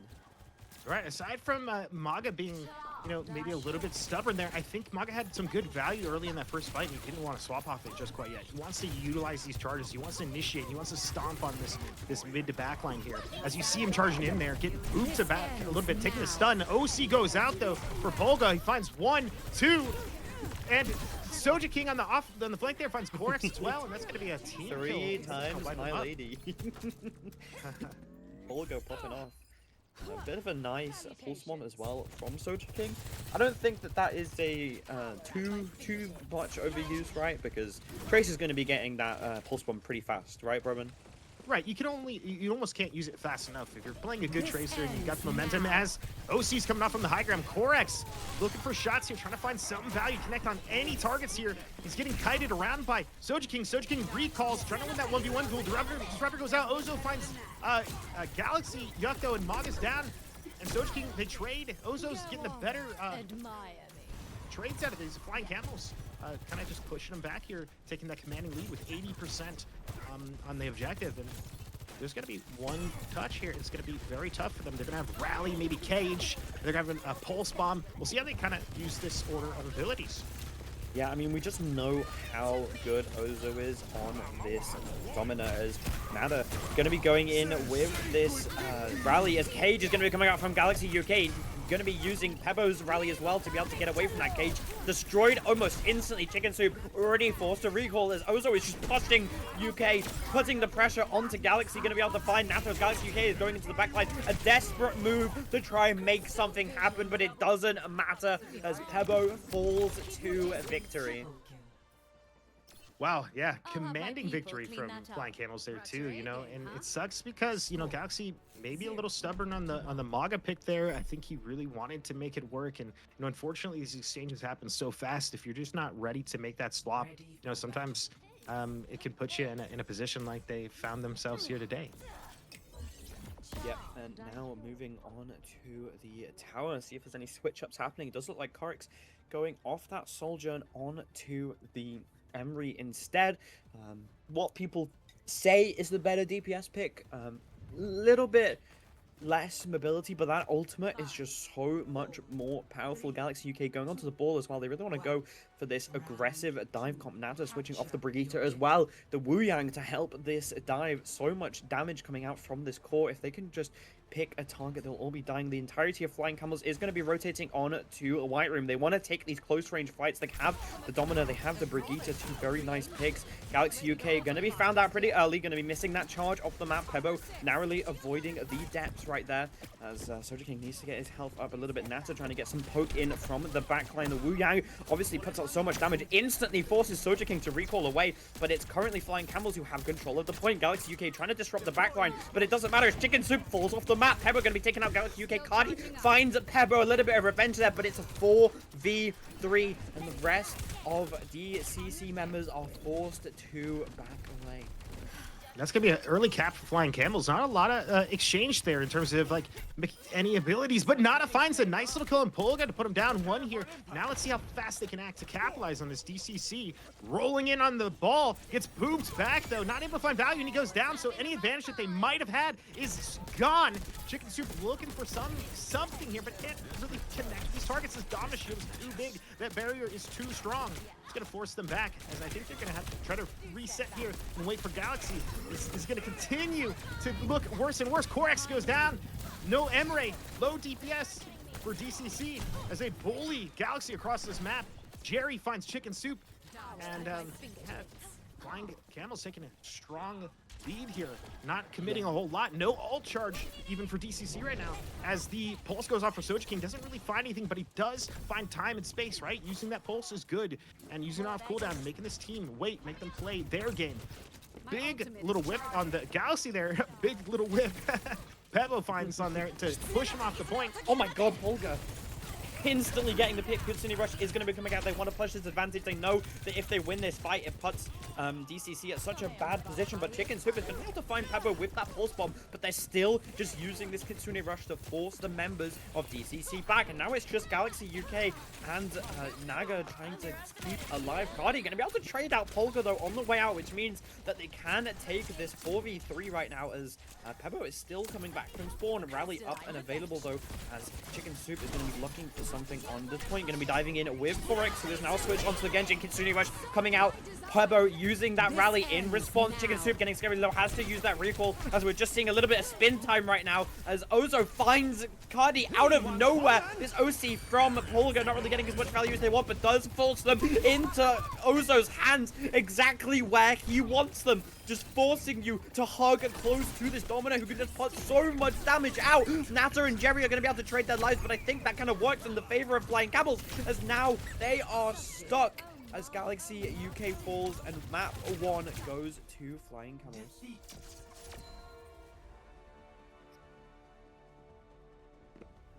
Wow, just wow. There was so much that happened there, and that was insane. Here we got Polga with the play of the game. It's got to be this big OC, right? This ends now. With Yep, that exactly that. gets a little collateral. There's a lot of value there. Gets a straight up headshot. Confirms 3. Yeah, there's 150 rails hurt, to say the least. That's for sure. Yeah, he just did so much. Ozo, yet again, though, just running the show as per usual. So we are going to be going on to a map pick now. Right, right. Next map coming up here. I wonder what they're thinking about playing here, what they're going to vote.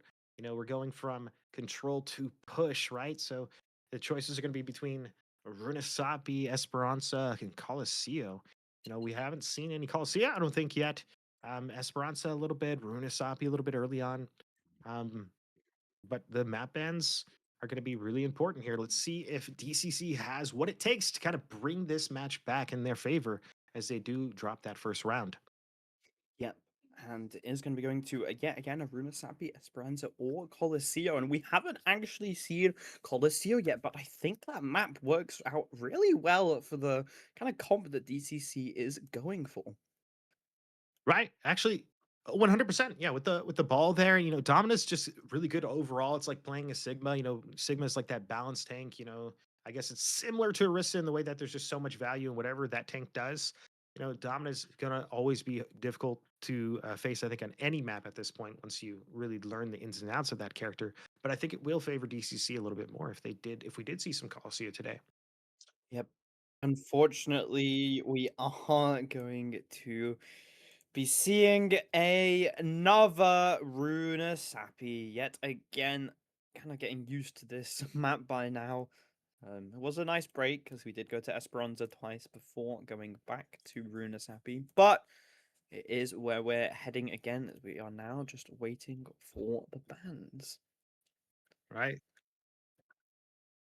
I mean, it's just classic. We're seeing Rusapi here, obviously, but it is a little bit of a change. We did see that Esperanza, like you said, twice in a row, and we get a little bit of a change up here. There are some make or break moments here. I think positionally, and at any team, and you can almost tell immediately which team has a better handle or grasp on how to play Esperanza. So as they kind of get close to that respawn location where you get first respawn at that cap, like midway point, that's where you see these teams really who knows what they're doing. And we'll see if DCC has the ability to make this work. I don't know if ball's going to be in their favor here. I've seen a lot of people play ball here, and it can work with some good tracer dive and good team coordination. But I don't know if it's going to be the answer here against Flying Camels and this Domina. Feel like with Diva now probably being open, they might opt to that because I feel like Runasapi is Diva's home, right? We know that it's actually Hanamura, but she's got like a holiday house over in Runasapi because she is just so goddamn good on that map. So many places for her to go to. She can navigate that between the high ground and the low ground really easily, and the close range brawliness of it just really works in her favor. That's absolutely correct. And then, like obviously Diva can't be banned again, right? So it's very likely that we could see a Diva here on Esperanza as we wait for these bans to kind of come through. I think we have both of them getting Yeah, we coming do through now here in have the just a bans. moment. And it is going to be a Sojourn and a Mauga ban. They really didn't like the Mauga from Galaxy. And clearly DCC is a little bit scared of Polga. And let's be honest, so am I. He does not miss. His OCs are just played to perfection. With the precision backed up by Soj King, honestly, right? Like another Yeah, powerful DPS. 100%. They are absolutely scary to contest in any way, shape, or form here. The Maga ban, it is what it is. I think they found kind of the answer for it, right? And they forced some swaps there. So interesting bans here. Sojourn being banned. Now that they have heroes like Emre, I feel like the Sojourn bans don't affect teams as much these days because they have so Mhm. many other good choices as far as like those hit scan hybrid type DPS. Yeah, I mean, you've got Cassidy, you've got the Emery, like you said, and Can do a little bit of Soldier 76, but we don't really see him these days as often, as I feel like he's just really fallen out of the meta. These old heroes, other than Tracer, everyone other than Tracer Lucio, are in a really rough spot at the moment and can't really find their place in the current meta. Yeah, I think you're right. I mean, 76 is just so hard to get value on. You have to work like twice or three times as hard to get the same value on like an Emre or an Ash or a Sojourn these days. So Soldier has kind of fallen out of the meta and he's hard to play. Not a lot of people want to play that cat dog type style where you're playing very nimble and you're kind of finessing around the map and looking for little helix rockets and trying to catch people off. But with that's like a whole level of like hit scan and what they're actually being played against, and Soldier usually just kind of falls short in every situation, it seems like these days. Yeah, he definitely does. I mean, just doesn't really have as much utility as the other characters, and obviously that run is kind of nice, but when you compare it to like the Soldier slide and the Emery pistol, it just really does not do as much as the others. And like you said, just his primary just is not great. Obviously, the burst with the Helix rocket is still kind of nice, but there are just all these other characters just do what he does, but 10 times better. Right, and they've tried to alleviate that with some of the perks from Soldier 76. He can sprint faster. He's got like a frenzy over. He's got attack speed boost that he can pop while he's visoring. There's some other situational things they've added to his kit to try to off balance that. But we're gonna have to see this fight here as we have Chicken Soup on the Genji here. Nexus playing this Lucio on the main side, just a little bit separated. Reaper coming up on a little flank. Sojourn maybe finding some value here, pushing them back, kind of clumping them up together. Bubbles go out. Ozo uses both bubbles already early here. Oh my god! Sojourn finds Nexus. Yep, what a nice pick onto Nexus from Soldier King. Pogo's going to fall next, and the rest of them probably going to be going soon, as Cardi is going to be TPing out with just barely a little health left, as they need to kind of regroup a little bit. Really nice play from Soldier King. He stopped Chicken Soup from being able to get on his backline, and then found Nexus as well, just completely shutting down the dive and what they want to play for. Going to be instantly taking out Chicken Soup again, as now Galaxy UK has his eyes set on Pulga, but like we said earlier, the movement speed is just way too much, and this form is almost over. Sojourn going to be able to wipe Galaxy UK out. The Omnic Destroyer no longer destroying anything as he is collecting rust on the floor. Pogo able to trade out Soldier King though, and this means that they need to push back a little bit, but I don't think they might too much, as there is so much space up and available. Already forced to recall out of Chicken Soup. Peppo needs to be careful though, as he's getting very, very low. Jerry there to keep him up and available, and it looks like Soldier King is almost back. Right, Ozo's playing very patient right now. He's kind of becoming this kill target. Like, he just uses his bubble there. He's one shot. The cleanse goes off. And Cardi finds Ozo. A Galaxy pulls down Olga as they clean up this Flying Camels team and push this spot back. 59 meters, not a bad first push here for Flying Camels. Look at these ults. DCC pushes back. Yeah, the ult charge is quite wild. I mean, they're kind of close, it's a little deceiving, but Kitsune's coming out from Cardi. They find Pogu though super early. It's kind of devastating, but Cardi is able to kill Soldier King as they push. The Annihilation goes off, finds Pebo. Chicken Soup able to take down that Polga. Nexus. Yep, the grape-flavored nanobots doing their work there. Able to just wipe out the members. A lot of ults committed though. They did have to use both Annihilation and Kitsune Rush to be able to keep it going, and a little miscommunication possibly. They stopped pushing the bot there for about a good that's 5 not great. I didn't catch that. They need to be careful, as Kitsune Rush is going to be coming out from Jerry. They know that they can now use this to push the advantage, and they flip the map. The bot is going in the wrong direction. Guys, where are you going? Pogo trying to use this Deadeye to find something, but they've already kited it, and the bot is already going back. No one has died yet. They've almost flipped the bot. They are going to be able to finally get back into position. Galaxy UK forcing that form change really early as Polga goes up in the air. Override Protocol just forcing the remaining members of DCC to kite away, which again means they could get it. Oh my god, Soldier King! Death Blossom, the god of death, wipes both Noxus and Pogo out instantly. Jerry gonna be able to find the pick onto Cardi, getting a little bit of revenge for earlier, as they are back to pushing their advantage almost instantly. Yeah, and DCC not feeling good right now because the ult economy, you know, is not really leaning in their direction. And, you know, Flying Camels should not have been able to do that. They should not have been able to outmaneuver him there. But just there was a moment there where they weren't able to push the bot and get really set up for the fight they were trying to take. And so two ran back to touch the point, and there's just a little bit of a discombobulation here. As Soja King's kind of pushing Galaxy back, grab goes off. The beat hits 5 out of 5. That was a double beat Jerry right there. The same teams at the same goes time down. as Jerry Galaxy is going to fall to this form change. Galaxy UK starting to push in, gets a lot of damage instantly. Form is out though, which now means that Ozo can start pushing, but not before Chicken Soup finds Soja King. 3v4. Ozo, the high charge Zarya, finally out of the fight as Chicken Soup is just allowed to clean up. Right, DCC not going down without a fight tonight. So we really see Chicken Soup putting in a lot of work. I don't know if you guys have noticed, but Chicken Soup has been super aggressive. I've been watching these triple blinks and these recalls and this long distance that he's covering. He's trying to get the most value as Tracer as possible now. Oh snap! We're a little bit caught out here. Cardi with the Kitsune. It's just kind of to sustain the team. Nothing like extraordinary, just to kind of push this team back. Galaxy. Ram formed up here, looking for punches. Chicken Soup finds Ozo, so now they're down to take. Chicken Soup actually takes down Soja King as well. Finds a nice little double kill and continues this pressure up as they push this bot. Just kind of keep Polga at bay and try to figure out a way to take this high ground, you know, because they got to get up there. And Chicken Soup realizes this, so he's going to push up there and try to find some value. Might do something quite kind of risky here as they try to maintain this high ground. They're kind of in a disadvantage, and this is what I was talking about, where teams make or break this push.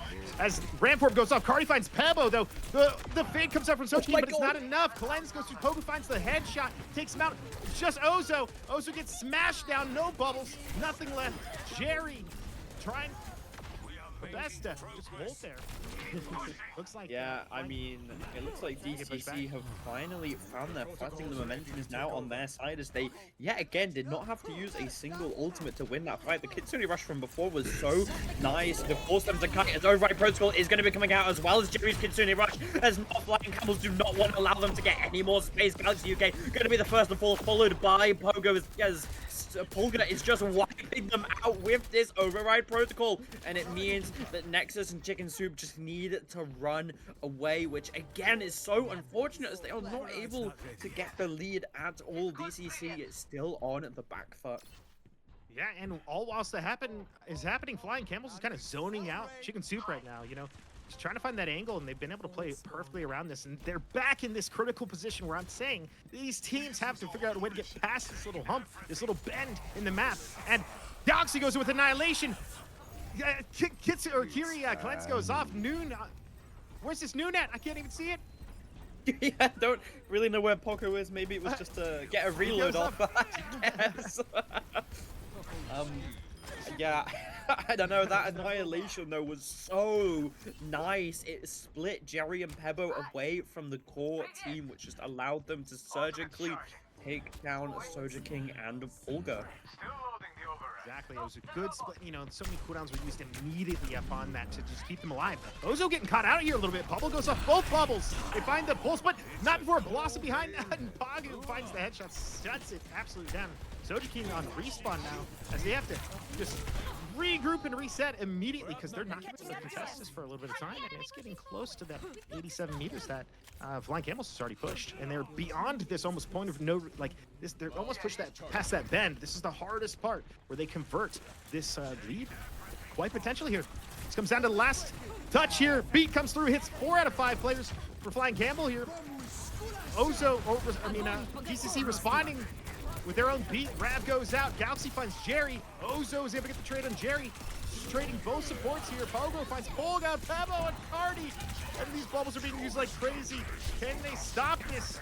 Pebo gets bubbled just on the last hit to save him. He's going to be able to kite that out a little bit. And Ram goes down. And they're going to push this back almost seemingly impossible. Flying Camels, you know, maintains their lead. Yeah, I think Ozo is truly the king of clutches. He's just doing so well here to keep it in their favor. And like you said, still maintaining the lead, just barely though, as now they need the rest of the team to regroup. Chicken Soup trying to cause a little bit of pressure onto the force time, trying to scare them a little bit. Considering Rush is going to be coming out from Cardi, allowing Chicken Soup to get so much attack speed, but it's actually Polga who's going to get the first pick as Cardi gets found out of position and taken down. Chicken Soup Pogo is in a really bad position here, gonna be taken out as Soja King is just doing so much in the backline. It's gonna kill both supports and now has a 1v1 against Chicken Soup. That Kitsune Rush really did not work in the favor of DCC. It gave them too much move speed almost and allowed Soja King to get to the backline for free. Right, and considering all those things, like Flying Camel was able to kite so extremely well there. Like, they nullified all value that Kitsune would have provided otherwise. Soja King finds the first pick on the pulse from Pogu. This override protocol goes off, cleanses. There's just so much happening here. Yep, they are committing everything to this fight. They want it to win it, and they are going to win it. Galaxy UK and Pogo are the only ones with ults. I feel like Flying Camels knew 30 seconds left is not enough time for them to be building these really important ults. Annihilation obviously going to be able to do a lot, but if Pebo can get this sound barrier in time, the Annihilation could almost be nullified as they can just kind of kite away from it. They have all the time in the world. The bot is truly in their position as Nexus manages to find Soja King's really crucial pick coming into this last fight here. 10 seconds left as Nexus is getting very aggressive onto the backline, trying to find something, and it looks like Oso just got left alone. The teammates did not care for their Zarya. As Jerry is going to go die for the point overtime now. Robin, this is extremely close. I really think DCC have a chance. Yeah, absolutely. Absolutely. It's always winnable. But, you know, there was a little critical positioning error there from Flying Camels. Got separated. I think Soja King actually got 2v1 there by Nexus and Chicken Soup. They were able to kind of push him out. And, you know, they separated the team from Ozo as well because they went to try to support that death, right? And in doing so, it kind of gave them a little bit of momentum here. But not before Pebo lands a 4-man ult. The Noon goes off, cleanses the grab. It's Madness Annihilation trying to eke out any value here. Finds Polga. Pebo low 2 goes down. Ozo finds Pogu though. Trade's going back and forth. Galaxy goes down, and that's not gonna be enough. It doesn't look like as they look to try to Chicken Soup 1v3 insanity. The King of Clutches does it again. The 4-man grab to win them the round. The Annihilation finally was not enough to get them the win, and it looks like Flying Camels are gonna be moving on to tomorrow. And unfortunately, we aren't gonna be saying goodbye to DCC, but they put up a goddamn fight. They did not go down with a whimper. They went down with a roar, and hopefully we'll see them again next time. Now, here comes my favorite part, and I feel like it's starting to become your favorite part. The Yeah, only when I'm asking you. MVP. Let me think. I do MVP. already have someone in mind. Okay. I definitely have an idea, but I'd like to hear your thoughts first, and then I'll try and persuade you if we aren't aligned. Mm, mm. I almost want to hear your thoughts first because I'm still kind of mulling over everything. Oh, that's I gonna can go. happen. I can go. Okay, Like, okay. yeah, I can let yeah. you go over. Okay, Holger. He is the person I am picking. He put in so much work on the soldier and on that first map. So many great OCs, always managing to get the first pick. And then when his character got banned, he switched onto the Emery. And it seemed like every single time he had that override protocol, the fight just went in their way. And even though he wasn't the one to get the kills, that Death Blossom combo, he managed to get the entirety of DCC to kite into that small room and allowed Soja King to get the 3k Death Blossom. So that's why I am picking Pulga.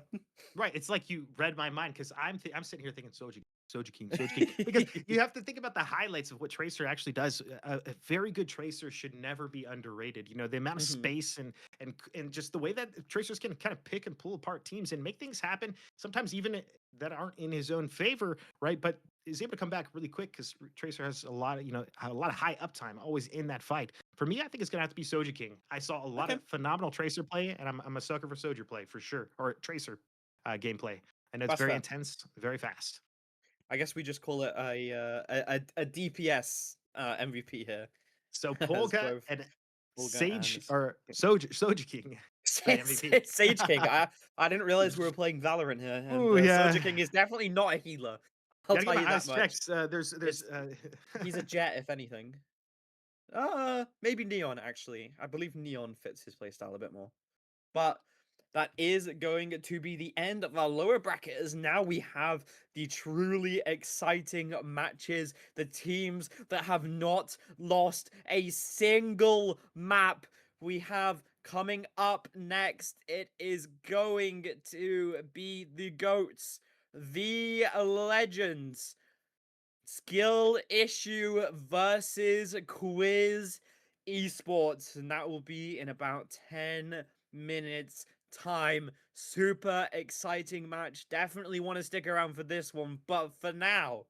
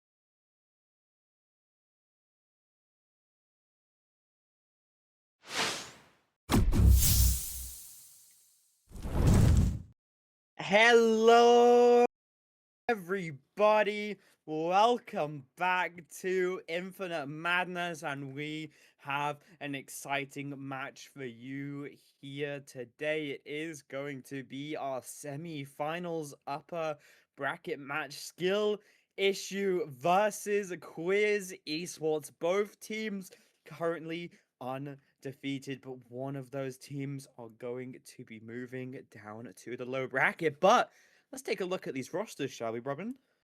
Right. Yeah, I recognize a few of these names. I mean, for Quiz Esports, we're gonna have Bankai on the tank, Kuro on DPS, that kid Mo on the other DPS.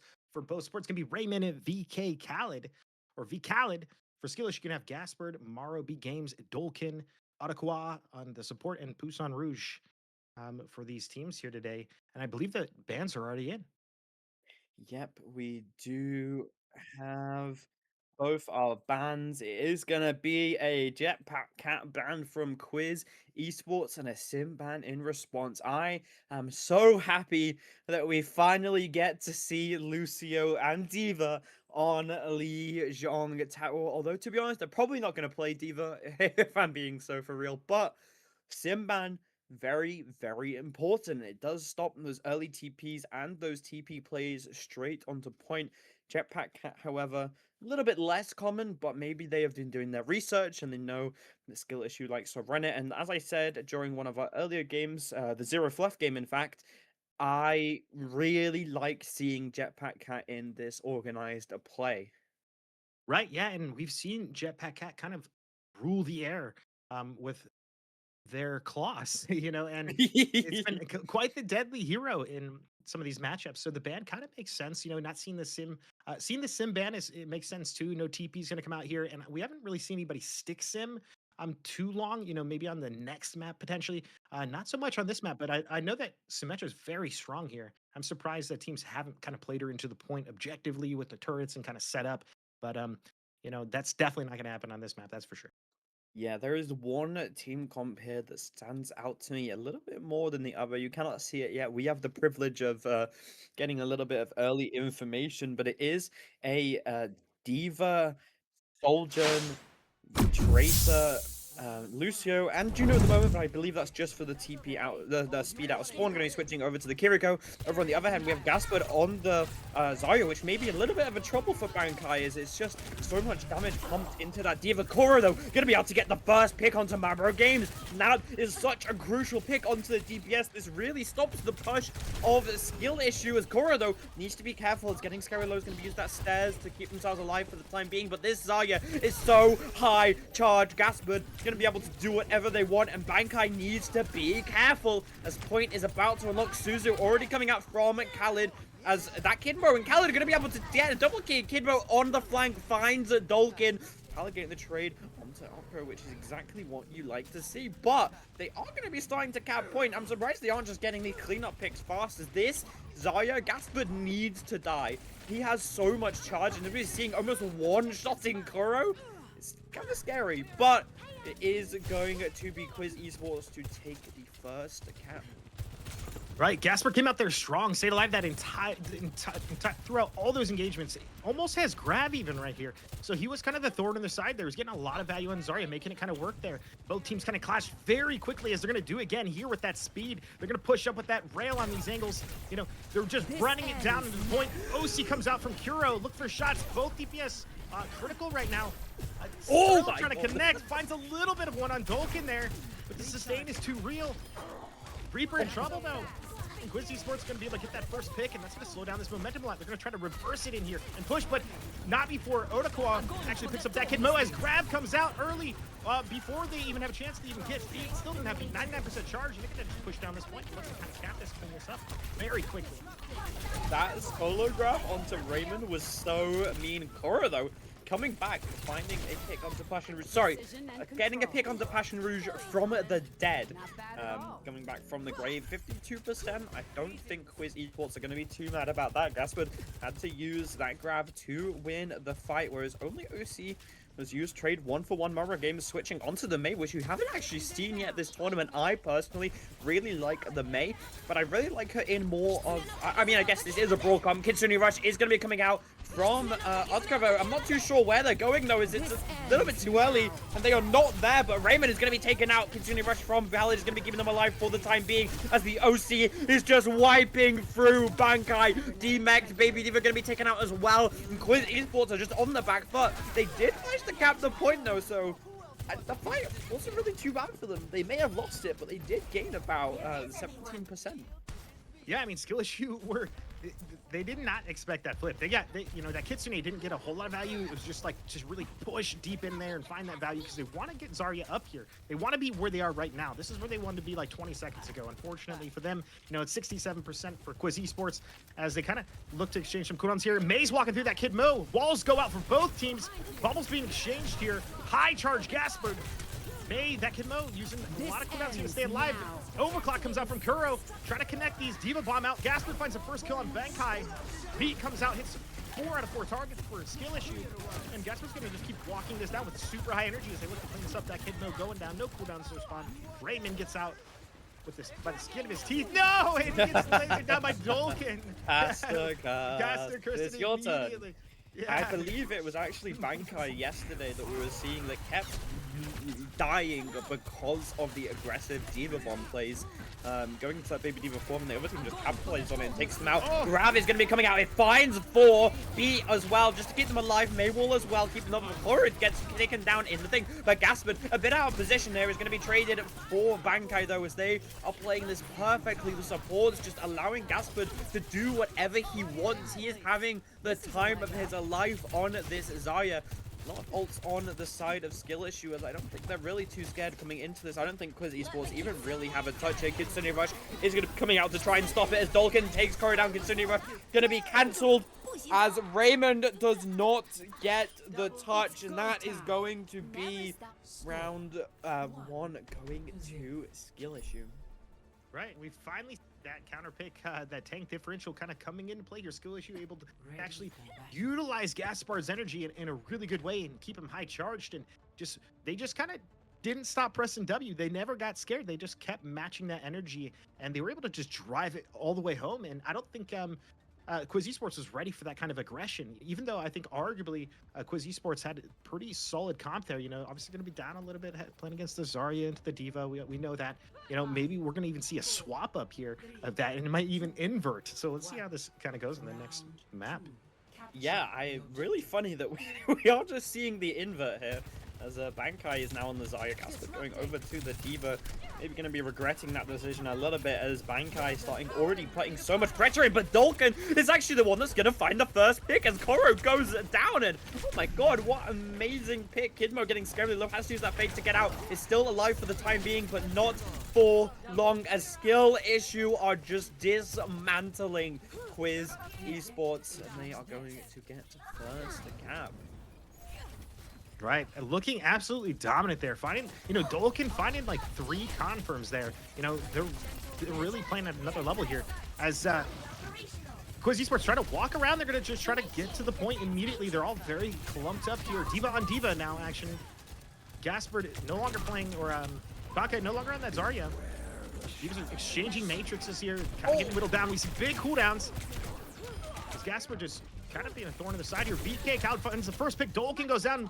Busan Rouge finds VK Khaled. So a little bit of exchange here. Trading happening here. Kuro goes down. And Quiz Esports just kind of dropping like flies. Yeah, this is not looking good for Quiz Esports. It seems that Skill Issue have found their footing and they are not letting up. They are not giving Quiz Esports any breathing room here at all. They are just pushing back, and obviously as they have won those 2 fights so quickly, they have so much ult charge advantage. The momentum in Overwatch is truly real. As we have the OC and the Kitsune Rush almost. OC going to be coming out from Dolkin, going to be putting the damage. While that on mid-rotation, Kuro going to be the first to fall. Victim passing Rouge managed to find it. Kidmo Raymond going to fall as well, and now it's just Bankai and Khaled trying to make something happen, but it's not gonna matter. Their efforts are futile as they are staggering the poor Baby Diva yet again. 75% on the clock, still no ults for Quiz Esports. Yeah, as you said, the ult chem is Oh. looking kind of dismal, but Kuro finds a nice pick here to kind of bring back some of that life. Otaku goes to the Kitsune, but they trade immediately. Kuro goes down, Raymond goes down, and what looked like potentially an advantage is being certainly swapped up and changed here as 90% approaches. There's not a lot of time left to touch this.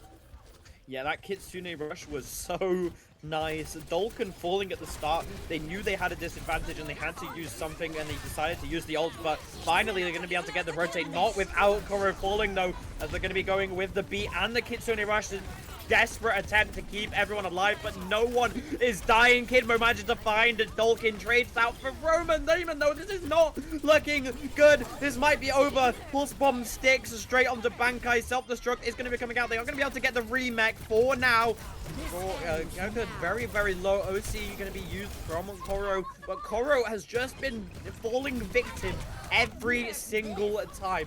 When they rotate, it's instantly kill Koro. Get that soldier. Get him out of the fight. And he's always the first one to die. And unfortunately, that means that he just can't get any value. And map 1 is going to be going to skill issue. Yeah, they did. Skillshoe did such a good thing there. Every time they tried to capitalize, every time they just always caught them out as they were transferring to objective, as they were going somewhere. All these fights always happened like in the moment, that the worst moment for Quiz Esports here. They just couldn't find their ground. They couldn't find their footing, like you said. You know, they couldn't get that momentum back. You know, there we see Busan Rouge knocking off that Kid Mo, and you know, very decisive victory for Skill Issue here, coming out in our classic map here, Lijiang Tower.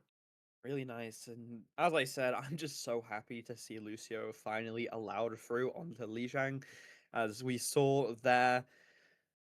Poussin Rouge? I think this is a French team, so I'm probably butchering that entirely, but he really showed a dominant skill on the Lucio, and Quiz Esports, they were looking so good in that first round, but as soon as it went to the second one, it just seemed like Skill Issue were in the driver's seat the entire time. Yeah, they kind of want to like almost swap places there. Quiz Esports, I feel like Kuro usually does what Dolkin was doing there, and Dolkin was just delivering it right back to them. You know, both the Lucio players there got a little highlight as, you know, having the most speed boost, assists, and stuff. So they're definitely kind of the knight in shining armors there, you know, with that speed boost. And both Lucios playing very well, but Quiz Esports not able to maybe turn it on the DPS side there. Dolkin and playing very strong DPS right now, and Gaspard, you know, being a very sturdy tank. He's not giving up any space for free. He's staying up there in the objective, and he's really pressing that point all the time with Quiz Esports. And I think that they weren't ready to match that aggression. I think that, you know, maybe a little bit of an upset here from Quiz Esports. I think that they could play better, and I'd like to see more of them here out of on map 2. Yeah, it just every single time on Night Market, they were trying to go for that really quick rotate on to the back of point. Every single time they went for it, Koro just instantly took a bullet to the skull. I think maybe they should have switched the strat up a little bit, as they just kept trying to do the same thing over and over and over again. And you know what the definition of insanity is, Robin? Trying the same thing and expecting a different result. Maybe pushing it a different angle may have worked out, but clearly that is the way that they practiced and the way that they wanted to keep it going. But unfortunately, the constant picks onto Koro just meant that they didn't have their main DPS to be pulling out the damage. Right, and they were kind of just playing into Skill Issue's game. I think Skill Issue had a lot. There's a lot of credit there due to like where Quiz Esports was and why they were there. They were forced onto that point the last fight there. The only way they could get there was for Bankai to go for that dive touch on Diva, and in that moment, when they're weakest, Skill Issue found that and capitalized on it, and they were always getting those transitional picks, which was quite amazing to see them catch them. They were manipulating this team in a way that we haven't seen a lot here, specifically on that last map, even in Night Market. Yep. I mean, I just really like to see these other. I don't know. I just want to see Coliseum, Robin. That's all I want to see, really. That's my dream. It's the one push map that we are yet to see. As I don't know. I just feel like it's one of those maps that quite a few teams haven't really put the work into. As a lot of teams seem to kind of want to really concentrate onto the um Esperanza and Runasapi as the more common maps. But I think Coliseum is just such a straightforward, nice breath of a breath of fresh air, you know? Yeah, I agree. I mean, it's really cool to see Skill Issue doing what they're doing right now because I feel like they're playing their own game and it's working. They're moving around kind of like that death ball, but it's so fast. And like I said, they're just finding these little positional errors that Quiz Esports need to kind of tweak and maybe think about taking different angles and taking things a little bit slower because they're playing in a Skill Issue right now, and Skill Issue is just capitalizing that. Maybe we will see that Coliseum if we take a little break. It does not look like we're going to Colosseo as the map has been picked, Oh, and this but yes, just in. but yes, we are going to be going on a little 5 minute break just to sort some things out. But we will be back very soon.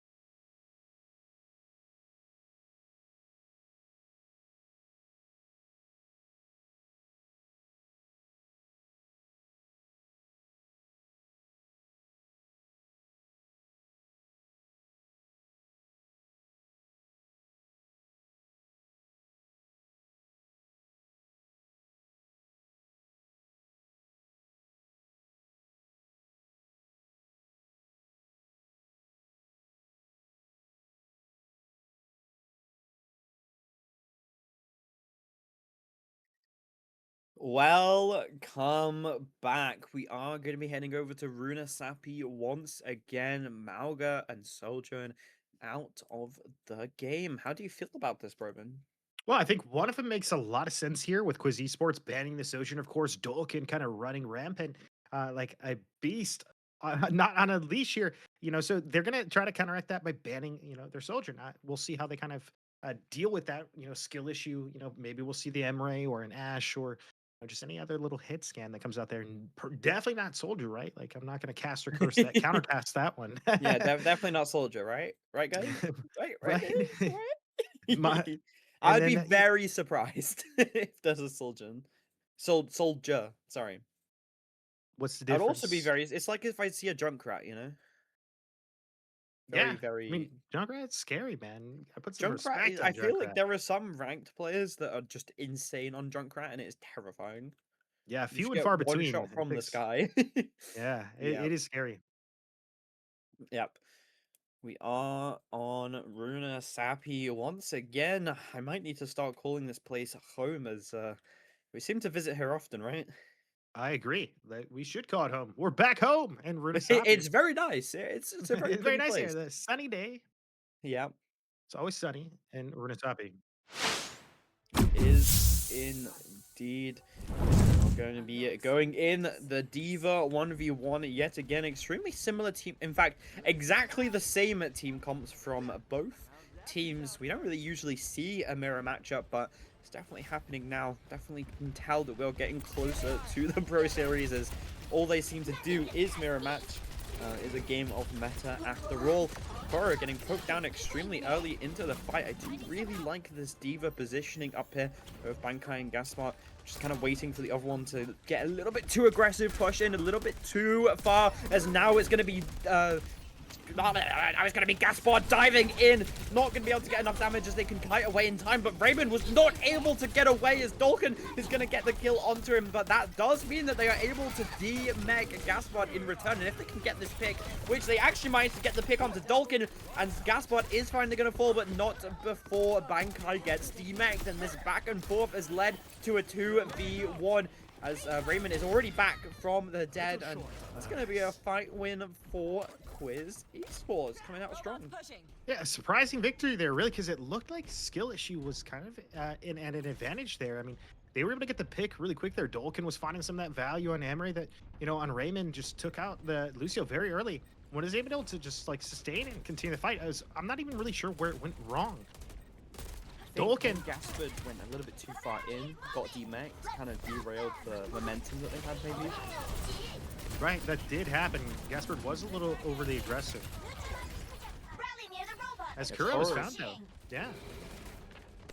Yep, he is taken out extremely early into the fight, which allows Skill Issue to start pushing back 5v4 as Maribor Games is so aggressive on this Tracer, just so far into their backline, able to contest about it as they've already pushed them further back than their leading point.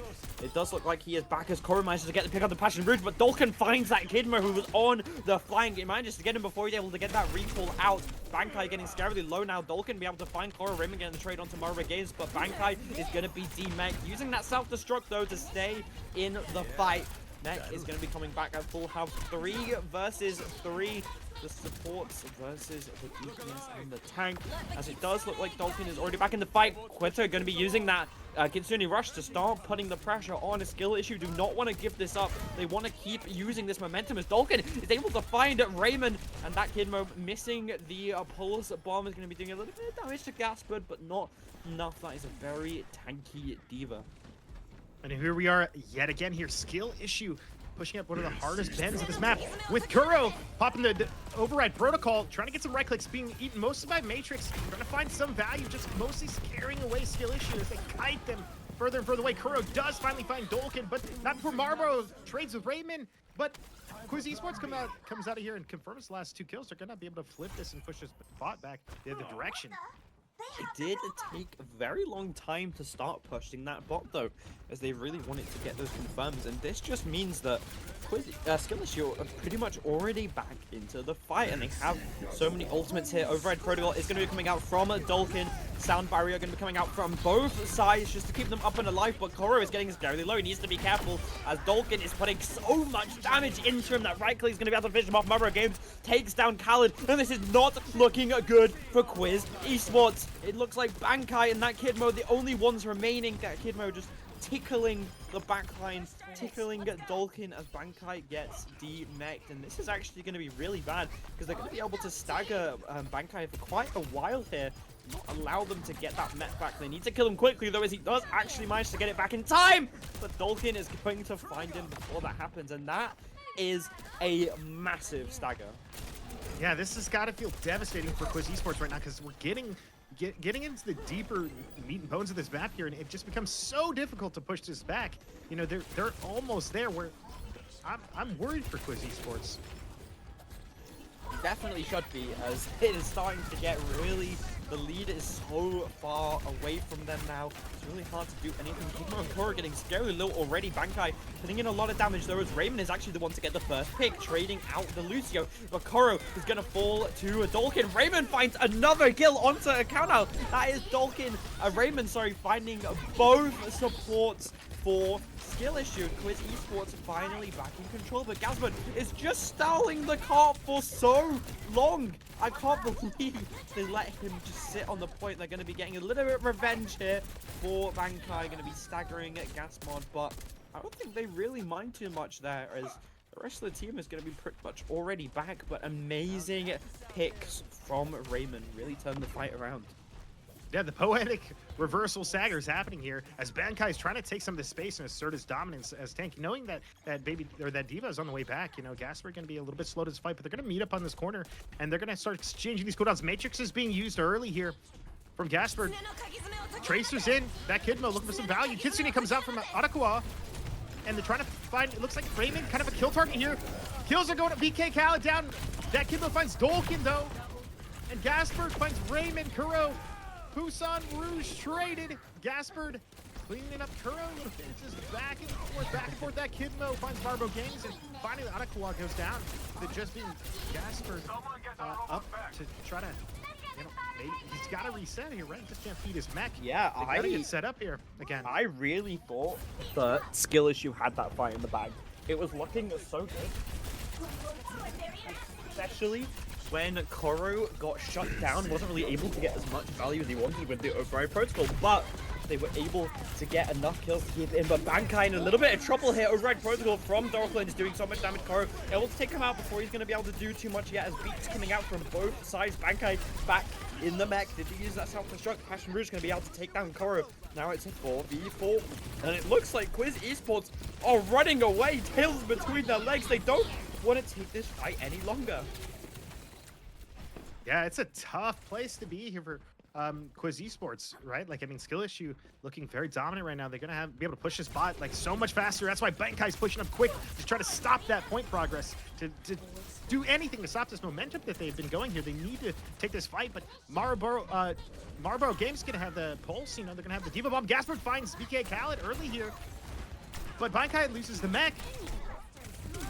Yeah, this And skill is issue so turning, bad. yeah, slowly but surely, kind of roasting Quiz Esports here as they develop this point. Robin, right? Give me some copium, okay? Some Tell me why Quiz Esports can still win this. Tell me. Why can they still win this? Well, there's 2 minutes and 40 seconds left, and that means there's 3 or 4 fights here. If they can just stop this bot from moving, that's what Bankai is trying to do right now. He's doing anything he can to stop this bot from moving forward those couple steps. They need to stop it. They have, but the Diva Bomb goes off. Gasper's gonna have, you know, a second life here potentially. Gets the rematch. God. Tracer battles happening here, and you know, recall goes up for that Kid Mo. He's trying to get out. They're holding kind of well here. You know, this Cassidy, but Kuro goes down. Dolkin finds the shots. Ottawa with the Kitsune, and they're just going to keep rolling down towards their spawn, and it might look like a full cap here for... Wait, is this going to be the first full skill cap? issue? Yeah, The this first, is the first full one. tour of the map is going to be skill issue, and I don't think you caught it, but Gaspard getting the D-Mech with the self-destruct he used defensively was crucial. He used that self-destruct just to stay alive, and in fact managed to D-Mech Bankai with it, which ultimately just meant that they could easily roll them over, and that is what they did. Dolkin getting the play of the game here, extremely deserved, doing so well on this Emery. So we are going to be going on to map 2. No, that was map 2. We are going to be going on to the next game very, very soon. But before we do that, would you like to... Is that it's a hard one. It is a really difficult one. Every single player put in the work. I do have one though. Maybe a little controversial, but I think Poussin Rouge has my MVP. I really liked the Lucio plays. So much value being able to speed his team in at the right times, getting so many picks as well with um Marlboro games just perfectly executed. But what about you? I'd like to hear your thoughts. Well, I mean, I think you're actually right because just to the extent that Raymond was kind of falling a lot earlier on his Lucy as well, so like maybe a little bit of a weaker showing from Quiz Esports on Lucio there, just because they just I don't know what it was, but Dolkin was able to keep finding that damage. He was so consistent. I still think Dolkin is going to have to be the MVP for me for this series or set of maps here because we just saw some phenomenal things there. Really shut down Kuro. Whereas I think Kuro's a very dominant hit scan player. Didn't really get to showcase any of his ability these last two maps that we watched with against Skill Issue. Yep, we are going to be going on a quick little break now, though, um, before while we get the next map set up. But for now, bye bye.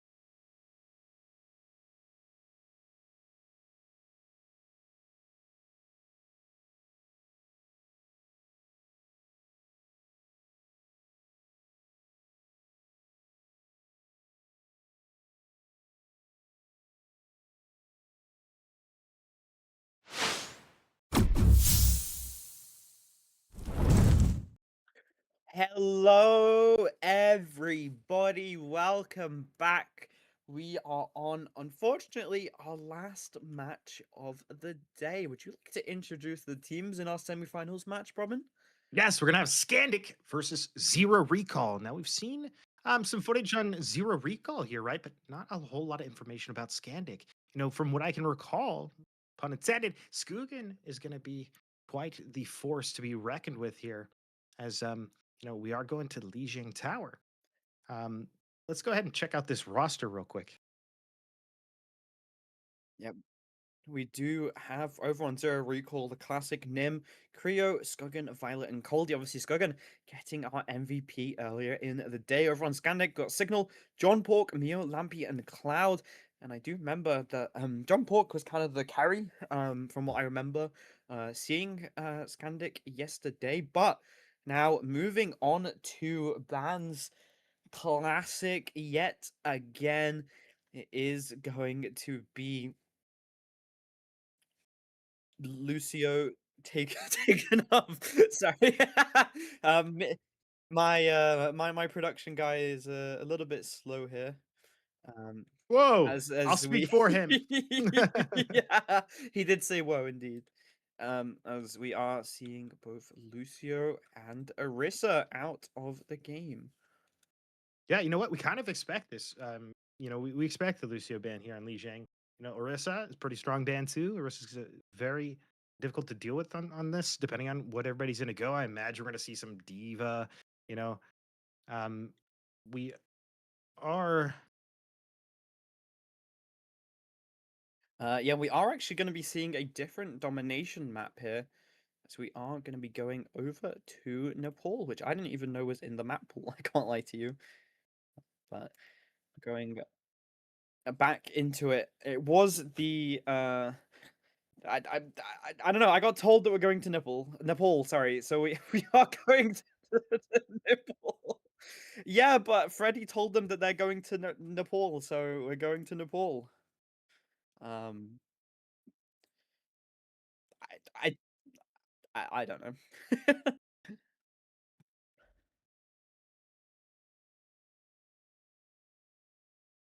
Yeah, sorry, just give us a moment while I figure everything out here real quick. There we go. We got it updated. Nepal. Okay, tell me a little bit about Nepal, Brabin. I mean, Nepal is a battleground of sorts. How are we going to see this opener? Is my question. Are they going to meet up on the high ground? Is one of the teams going to like to be a little bit sneaky, take point? There's a lot of options that come out of here from different types of characters like Symmetra. Are they going to be on Tracer? Are they going to be playing speed? What are these teams going to be thinking, and how are they going to approach it? Is kind of what I'm going to be looking at the start of this match. Capture the objective. Yeah, I am used to a lot of either Diva or Ramattra on this map from when I played on it. Definitely not really one of my favorite maps, a bit too close range for my liking. I know that Venture has played quite a bit, but we haven't actually really seen much Venture. Maybe she's out of the meta, unfortunately. Nim gonna get flanked by Lampy, taken out D-Mech. Lampy gonna fall, though, from Creo for that trade. Maybe not really worth it, as Vizzy is just wiping them out. Not before Creo finds two, though. Oh my god, it's still even 3 versus 3. Violet and Creo actually gonna be victorious here, as Vizzy is the only one left alive for Scandic. Oh my god, Robin. That's right. Zero Recall takes this objective pretty convincingly. It kind of went back and forth there. Almost looked like Scandic was going to eke out a little win there, catching out Nim here early on the mech. Got that nice little flank, and it's kind of happening again. Carrillo on the Reaper TP's in, doesn't find anything, fades out immediately. Nim kind of low. Matrix is being exchanged. Rails going off. Disruptor missed. Looking to try to put the pressure on this point. They're taking that high ground. Mio finds Reaper with a big rail. Yep, Signal gonna be able to find a Coldy as well, and suddenly Zero Recall are being kind of cut down and ripped apart, as it is going to be flipped over to Scandic. Such an amazing fight. Mio absolutely dominating on this soldier. That railgun pick onto Creo so early into the fight, taking out the carry almost instantly. Really kind of spout doom for Dodge this. Zero recall, but a lot of ultimates almost up and available for both teams. In fact, we are probably going to be seeing a rally very soon as Pulse Bomb is going to miss from Vizzy. OC coming out, rally in response, trying to block Mio's damage, and Creo is actually going to be able to shut Mio down before they can get any picks with the OC, and now Signal is getting really low. They need to be careful. This Diva going to be using the self-destruct just to keep themselves alive for now, which is actually going to get both Violet and Nim to make. Coldy on the backline manages to find Vizzy though, but it's not looking good. Kitsune Rush, they think this fight is winnable. Coldy is going to fall though, but it's only Signal left alone. 1 versus 2. Diva versus the 2 DPS. It does look like Mio is back now though, having a little 1v1 against Skuggan is going to be able to win it, but now they're in a bad position, and Nim is going to take them down as point is not going to be flipped, actually, as Nim manages to get back in time. Creo getting healed up as the Kitsune Rush is going to be coming out from Togepi, getting so much damage in. Signal going to be able to take it down. Creo Lampy using that rally as well, just to confirm the fight win. Yeah, a crazy exchange of battles there, really. I mean, I'm so surprised on how well Creo and Nim kind of work together to keep that overtime going, keep the point pressure going. Looks like we got a pause potentially here. P's in the chat. He's in the chat indeed. So I'm going to see a pause. Clearly some technical difficulties as we do have a DC actually. It is going to be Skuggan. Oh no, sorry, Violet, my bad. Violet got outbrigated so hard their internet went out. So we are going to be waiting for Violet to get back into the match. But if we have a look at the ult charge, which you guys can't really see right now, but I can tell you that Zero Recall have 3 ults up and available, whereas Scandic have 0. Yeah, I mean, that's a just assessment there. Yeah, they're coming out of here with well, how's this work? When a player drops like that too, they're going to be 4v5 for a bit, right? It's not going to teleport back into it, so they're going to be a little bit stalled there. I kind of want to talk about how Creo was able to dismantle what was that push, though. They were able to get that pick on Mio. He dropped from the high ground, got the couple shots, faded back in. He was able to cap the point on his own. Nim came back in for that overtime touch, and they really extended that like so much better than I think people realized, because they just never really gave up and they kept pressing that objective. It was just a beautiful thing to see. Even with the Briggs, they got the knockdown for each other. The knockdowns went off, and then the Diva Bomb went off, and accrued a kill there. And it was so cool to watch that bout go between these two teams here. Yep, definitely some really nice teamwork. Creo definitely my MVP so far for the side of Zero Recall. He has just been doing so much, always clutching out these fights. But on the side of Scandic, Signal and Vizzy are just doing way too much. Signal just never dying, always being in the correct position, peeling off Lampy and Togepi, as Violet is now back. So once the teams are ready, we'll get this match back on the way. Very even right now, though. 67% to 51. So really, it is just anyone's game. Only a couple fights left, though. Yeah, anyone's game, absolutely. It's very close. The alt economy is skewed towards zero recall here, but that doesn't matter sometimes for these teams. They're able to kind of make things happen. They actually we're coming back. Scanics are going to have the objective capped, and they're going to be at a slight advantage. I think they're up 16% or so, and then zero recall is going to be coming back. Down a player with the ultimate charge. So this is going to be still a match. I anticipate 2, maybe even 3 fights potentially if they play this fast enough. Not a whole lot of speed on the board, not seeing like Juno or Lucio out there right now. These teams are playing very almost counter divey, right? Like it's very hard to push into either of them. I feel like kind of the best thing that Violet can do here going into this is maybe go on to that Juno just to get himself sped up, get back in the fight as fast as possible, and then they can maybe go in with this Death Blossom, this OC. They just don't want to really overcommit ults too much. Nim does have the second life with that self-destruct. So not going to be too scary. Probably going to be seeing a very aggressive Nim. We just don't want to see him die in that baby diva form. Right. I mean, they might be zero recall might even be in a critical situation here, because if a pick goes early to Scandic, you know, there's a lot of extra time that's gonna be added to that objective, and this could switch very quickly. You know, really the way I see it is Zero Recall's got to win 2 fights here, whereas Scandic really just has to kind of get a pick and kind of assert some space and dominance over this choke point that they're about to kind of come through. As I believe I see one of the teams are ready right now, and they're shortly after the second team is ready. We get Nope, back into that this is the same match. team, Oh, unfortunately. same team. That's Signal. Yeah, my bad. Yep, Scandic really want to get this on the way, and I do have confirmation from Skuggin that they are ready to go. So we will be going back in right now. Instantly seeing a lot of damage coming out from Skuggin. They need to wait for Violet to get back. Is still on that break. Obviously, quite a short map. Not doesn't take too long to get back, but they need to use these ults fast. They don't really have much time left. We're going into last fight territory here as OC is going to be coming out. Mio getting scarily low though. Skuggin putting so much damage onto the front line. Signal going to be taking out D-Mech before he's able to really get any value. Does distract most of the OC though, as Creo is going on at the flank, probably looking for the Death Blossom, and finds 3 with it. Amazing Death Blossom from Creo as Mio falls off the map to get back to spawn faster. 98% though. If Scandic are able to win this next fight, the first round will be theirs. Right, and the amount of patience that we just saw Creo there on the Reaper to get that Blossom off, he was really patient. Getting pushed back here, they're going to push him off the high ground, as I was talking about. Reaper, that Blossom was beautiful, though, well-timed. Scandic pushing the point. Mio getting caught out a little bit here, a little bit critical, gets recovered. Togepi, dangerously low here, too. Signal going to have the Diva Bomb. Both Divas have second life, essentially, up here.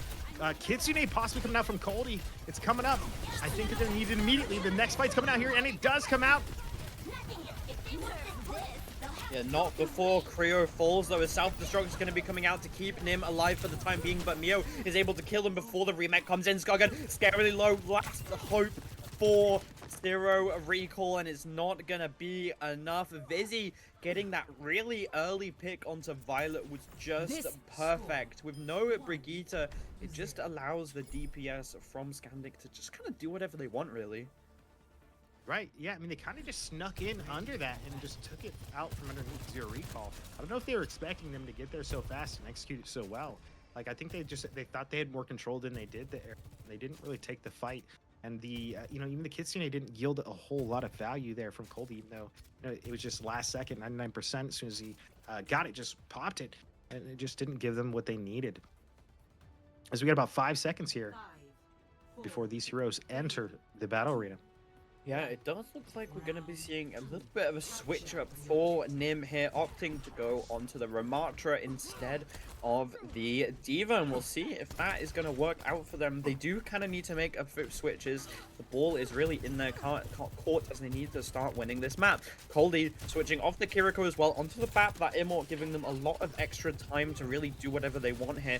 They are just slowly taking over this left side, trying to do as much as they can.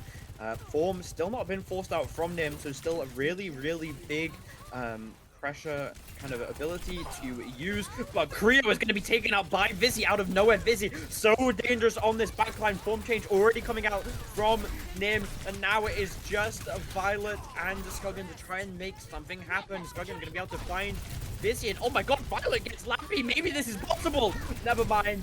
Togepi says no. Nah, No yeah, clutch that for you. 1v3 was gonna be an uphill battle. Anyway, you look at it, you know, Mio turning the best out of a bad situation, picking up 2 there, you know, but a full reset it is nonetheless, as Skuggin looking to come back into this fight and walk down main with Nim, as they're just gonna rush the point.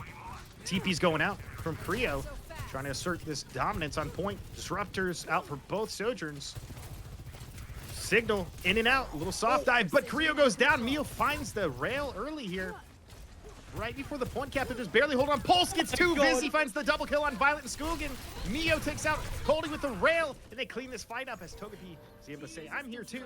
Gets him. I feel like Togepi just wants to be in the kill feed a little bit, okay? That was an amazing pulse bomb from Vizzy, though. and Creo just needs to stop getting picked off so early in this fight.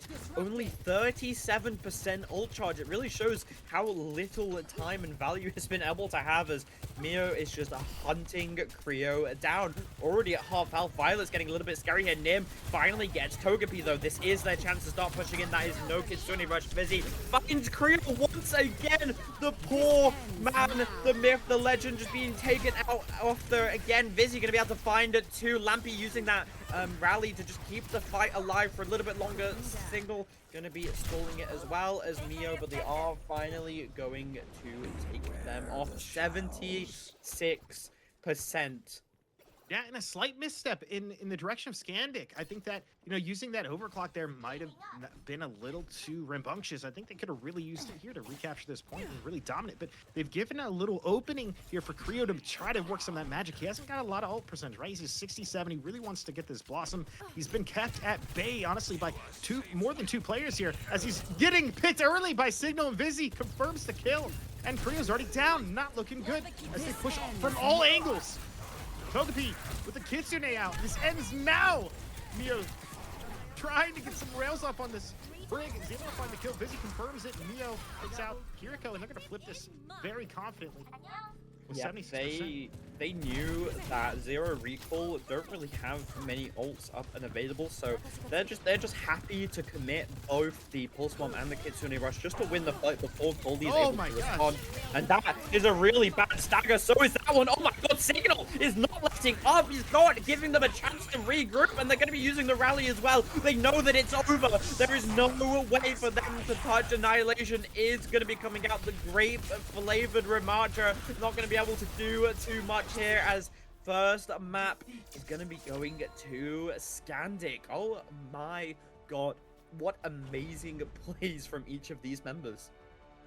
Right, and let's check out the play of the game here. So you got Mio. He's the champion damage. You don't see that title very often, but you get to see it here today on Championship Leagues. Finds the Disruptor kill. Yeah, it's railing down. Misses a little rail here in the Brig. It's okay. They're able to get that momentum back. Vizzy finds that kill, the confirmation. He's able to get Kiri, and then this little shield bash comes through. Yeah, Zero Recall, really as well good done. as they are, right? Like, Reaper just kind of not having the best game there. I feel for Creo there, as he just tried his best. You can see him like crouching around on the flanks to try to make something happen, close that distance without using his TP and not alerting anybody to some of the plays that he was going to make, but he just couldn't close that distance. And Scandic was able to take advantage of that. Yeah, I feel like on the first point, Creo was just doing so much, getting really nice picks, amazing at Death Blossom, but on the second point, it just really wasn't working for him, as he just couldn't get the value that he needed. They just took him out pretty much instantly in the fight. Both Vizzy and Mio constantly looking for Creo, not allowing him to get any value on the Reaper, which a little bit upsetting because he was playing so well on that first point. Right, and it makes Korea's Nim's job that much harder, right? He doesn't have all that front-loaded damage that Reaper would offer in that composition. So Nim, is almost a non-factor here when we talk about how like valuable the tanks are. With just taking down this Reaper seemed just to be like the linchpin in Zero Recall and kind of in Scandic's plan. You could see Lampy or Signal kind of suss out Creo where they started that fight there. It was a beautiful pick. Vizzy on the Tracer was able to confirm and get a team kill on Creo there, and it was almost just too much for them. They caught him. He was just trying to go to maybe a little bit too predictable spots to kind of sit, and they just got sniffed out by Scandic here. These players are not they're accustomed to people camping those corners or setting up, especially when you have a Reaper. Where else would Reaper be in these situations if not sitting there in the high ground? And they sussed it out and capitalized on it. Yes, exactly as you. I couldn't have put it any better. I can't lie. They were just so good at finding him, getting these crucial picks. As it does look like we're going to be going over to Runa Sappy with a Tracer ban for the side of Zero Recall. Yeah, that tracks. That tracks. Good ban from Zero Recall. Yeah, I mean, Vizzy was getting so much value on that Tracer. Definitely a good one to take out, especially when going to Runa Sappy. We've seen how much value that she can get on it. Right. And you mentioned a ban there already, right? We're going to Yeah. Runastapi. We have to really see Skoogin kind of step it up here on Runasapi. Now we're gonna, it's gonna this map will favor, I think, Skoogins playstyle a lot more. So Zero Recall will have a redemption arc here, perhaps here on this map, just because those long sight lines do exist more on Runasapi than they ever would on Nepal. So hopefully, Snoogin or Skoogin is able to kind of, you know, open up and breathe a little bit more on this map, and we'll see what happens. Because they did ban Creo's main there, didn't they, last match? Or he was playing Um, Reaper. yeah, they banned Lucio, I think. They've been Lucio Yeah, it was and Orisa and Lucio. Orisa. Okay. Yeah, so he's just playing the Reaper then there. He just felt comfortable there. I can't hate on it. Nepal, is notoriously close range there, but when you have such a good team that's able to kind of play around the ozone layer, if you will, of Creo, it makes it very easy to control, and put them at bay. So I'm Yeah. looking at Skoogin here to kind of pull Zero Recall out of the dark here on these these long sight lines. Yeah, I mean, we are having the bans finally coming in, and that is going to be a Ram ban for Scandic and a Tracer ban, as I already mentioned, for Zero Recall. They really don't want to play into this brawl. They want to keep their Diva. I mean, the Ram was getting a little bit of value on that second point when they tried to switch over to it. I definitely thought it was a nice switch, but not anymore. Nah, no Runasapi Brawl, which is a little bit surprising as I usually do see a lot of Brawl on this map. Maybe seeing a Zarya, probably Diva though, if I'm going to be honest with you. Yeah, probably Diva, almost certainly Diva, right? If we had a crystal ball, I think we'd be pretty high odds on that. I mean, the Ram ban is going to hurt a little bit. They were able to utilize that a bit, flip the point. The Ram shield is notoriously strong, it's like just a big HP. It's very hard to shoot through a Ram shield. Most people don't even attempt to do it, and it creates a lot of space there, particularly against Diva at times. Yep, definitely. We're just waiting for the teams to ready up, and we will be getting it on the way. I am so excited. A little bit sad though, as this could potentially be the last map of the day, and I've just been enjoying casting with you so much that I don't really want it to end. Yeah, I mean, time is kind of flying by. I look over and I'm like, wow, it's really been that long. It's It been does a not pleasure feel casting like with it. you as well. I hope everybody's like enjoying it, first and foremost, with all the effort that goes into this production. There's a lot more people behind the scenes to make this go. And I am so happy to be able to, work alongside the team. So thank you, Luna. It's been a pleasure as well. These casts have been a great time, and hopefully we can do some more in the future. Yeah, and a quick shout out to Baseline04, who is doing the production for us, the very professional and lovely production, all the camera angles, all the bands, the map picks, all the rosters, really, really nice job. So huge thanks to Baseline. It would not be possible without him. But looks like both teams are ready and we are going to be going into it. Yeah, I mean, baseline is the hard carry here. Let's be honest. You also mean. Um, uh, a little bit of behind the scenes. We do just kind of sound like we're we're going insane. He is talking to us through our earpieces. Hi, stream. Hi, you There guys you can go. hear That is the me. lovely bass line. Big round of applause for the absolute goat. It would not be possible without him. But are going into Runasapi Zero Recall versus Scandic. Scandic 1-0 up. Zero Recall need to win this map to stay in the series and move on to our winner finals tomorrow. Runa Sapi, here we are. So, I think we're going to see something a little bit weird here today. I just got a funny feeling last map potentially here for either team. We are seeing a soldier, probably not going to be running out onto it yet, of course not. We are seeing the Reaper mirror here, almost exactly the same comps, the only difference being Violet on the Lucio, but Lampy being on the Brigitte, and we are seeing them fighting on this high ground as per usual. It does look like Zero Recall are going to be the first ones to get there. Nim going to be booped back by Lampy, not allowed to get into the backline as We just need to see a lot of damage put into Nim as soon as he oversteps. But oh my god, Lampy getting scarily low though. Needs to be careful. So much damage pumped into the Brigitte. We're seeing a little bit of a 1v1 here. Mio versus Creo. Who is going to win it? Creo does manage to escape with that fade barely as Nim is going to be demaxed way too low. Violet out of position here. Going to be almost taken out as Signal finds Skuggin in the midst of all of it. Mio going to be able to find the Violet as well. And this is not looking good for Zero Recall. As Creo does manage to get a pick onto Vizzy. Maybe a little bit of an ego 1v1 there on the way out. But it is going to be Scandic that win fight 1. I can't believe Creo is still alive, by the way. I've been kind of following him along this fight. I've just seen him live time after time, and he still is up. The last man standing didn't die there in those engagements. And Creo was able to find a little bit of value, but here we go. We're getting to this very precarious position here on Runasapi.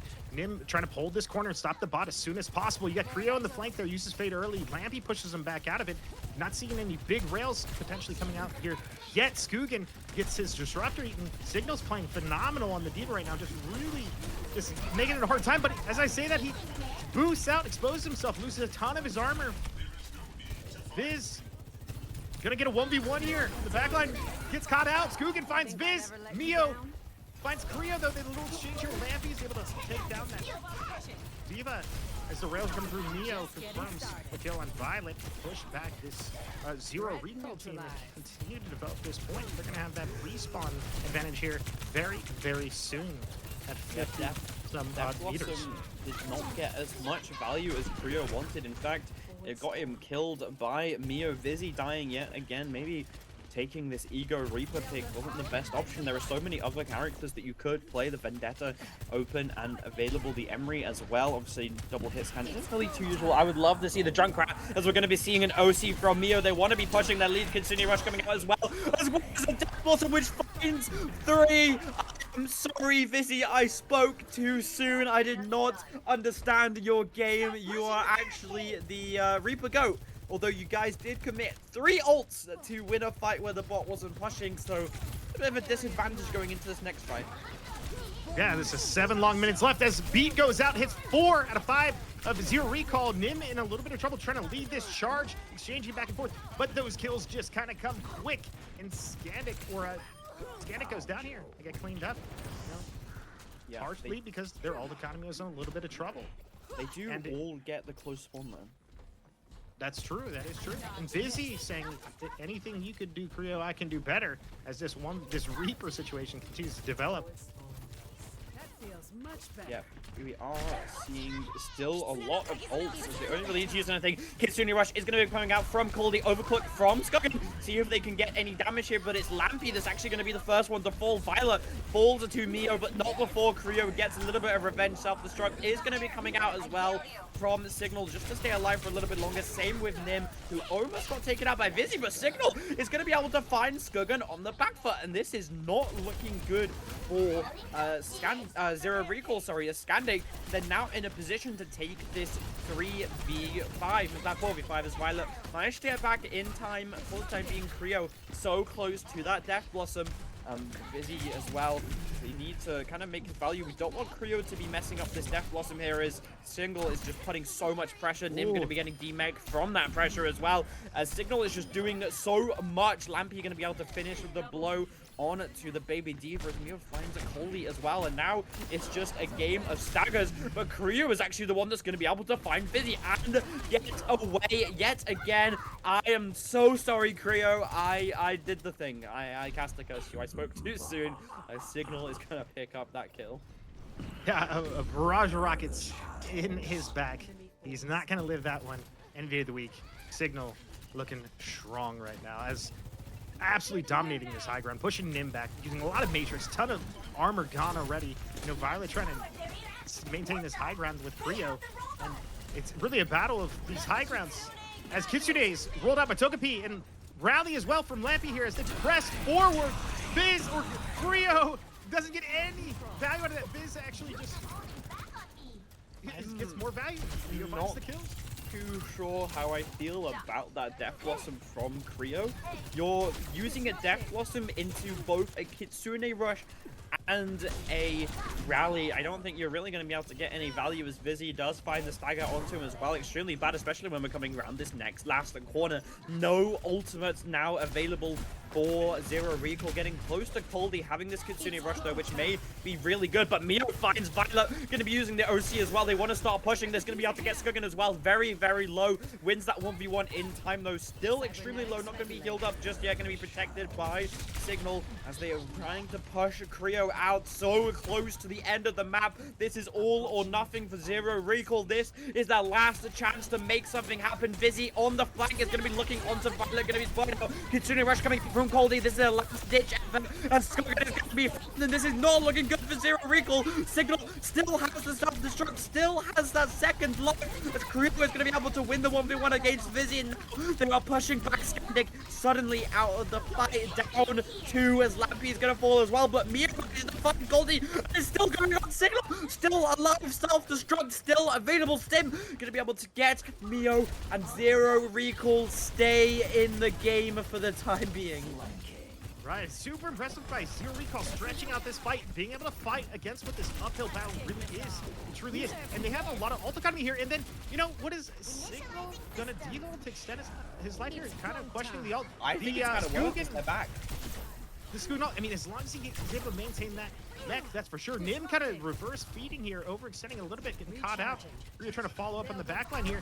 And there's something happening here. Oh my god!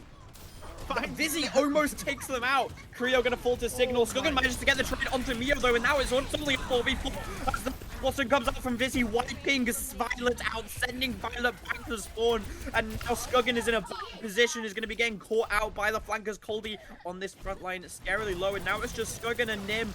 Vizzy managing to take out Coldy, but Skuggan gets revenge for his fallen Fox, as they are able to take them out, and actually gonna be pushing them back a little bit. Signal a little bit scared here, does not want to lose the mech this early into the fight. Right, some very patient play coming out here from Skandic. That shows you a level of control that they really need to just keep maintaining this lead, forcing them to fight uphill. And as we see Nim just kind of get just melted, he's having to sit still, literally. But they're turning on a little bit of this momentum. Signal gets out with a booster, very close to the devault here. Kitsune comes out from Togepi as Biz walking through, trying to make something happen. Rally comes out, stuns going off, finds the kill on Skuggan. Skuggan goes down. Nerf this, Signal says. Creo with the Blossom, it finds nobody, or gets the Togepi, at least not as much value as he's probably looking for there, but he's able to confirm the kill on Coldy. As things are just going, it's kind of a mess. The fight's everywhere. It's going back and forth. This bot just is getting a little bit tired. Yep, he is constantly being pushed back. Signal, Nim trying to get Signal out of the mech to extend the lead. Only 1 minute 30 left and so far to go for Zero Recall. This is scary. Still winnable though, as OC is going to be coming out from Mio. Skandic do not want to give Zero Recall any hope at all. They force the self-destruct out of Nim so they can get back into the mech, but Skuggan manages to shut down Mio. No longer overclock. They do not have that push pressure anymore. Coldy has this Kitsune Rush under their belt to use whenever they want. Violet getting scarily low though is going to be saved by Coldy for the time being. The Signal needs to get out. Is going to be teabagged by Nim. Really, really nice play to catch Signal out there. Just a minute left on the clock. And they need to push it so far. They cannot afford to lose another fight. Skuggan finally locked in, but maybe it's too little too late.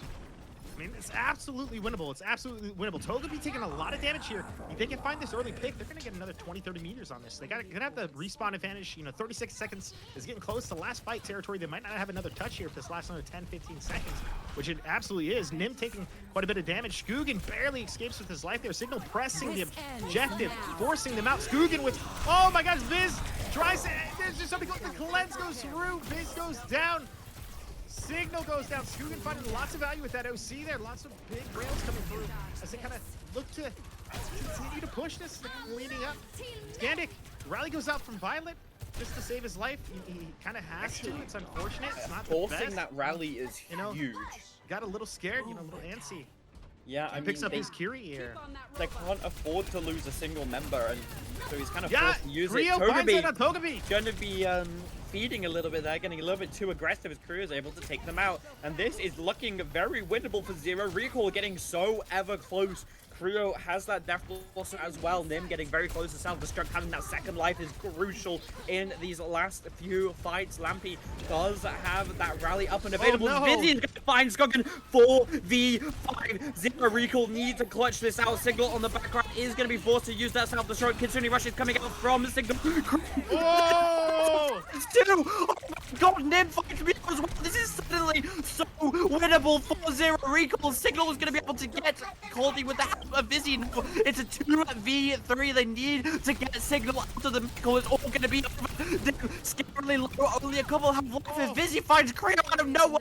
Nim is going to get demected. And that was just a baby diva. And finally left alive. Skogan is fighting to get back in time to keep it going for a little bit of time being. Really is going to be used from Lumpy, putting so much damage out. Vizzy taking up the kills, and it's going to be Scandic, the series winners. Oh my god, it was so close. Zero Recall almost clutching out the victory, but Vizzy stared them in the face and took it away from them. The hope, the dream, all gone at the hands of Vizzy. Yeah, Busy really did step it up there in the answer for Creo. You know, saying, you know what, I'm gonna play Reaper too, and I'm gonna do it better. Fortunately, it's kind of the way it panned out there. That was insane. I saw a moment there where Zero Recall, you know, Nim was he's just a sliver of HP. He was just like, you couldn't even see it. If he had been able to stay alive there and keep the mech, you know, maybe that Matrix would have been able to been a good factor there for them to continue that fight. And it's I'm sorry to see Zero Recall go and get knocked out here. But some phenomenal knocked out, gameplay.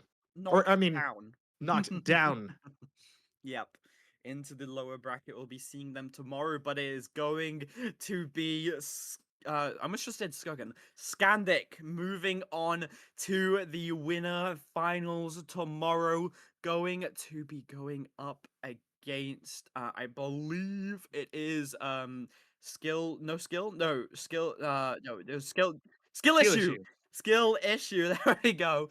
Versus Scandic tomorrow. We're gonna be seeing it. And MVP, Broban, I have one person on my mind. I'm not sure if you're going to agree with me on this one, but do I go first? Do I make you go first? Well, You know after you what? say that, I feel like you have to go first. Vizzy. Unless you're picking one. Say, no, you picked what I picked. No, We're at now the you're same right. one then. No, There yeah, we go. no. Finally, It was a we're full in reversal. agreement.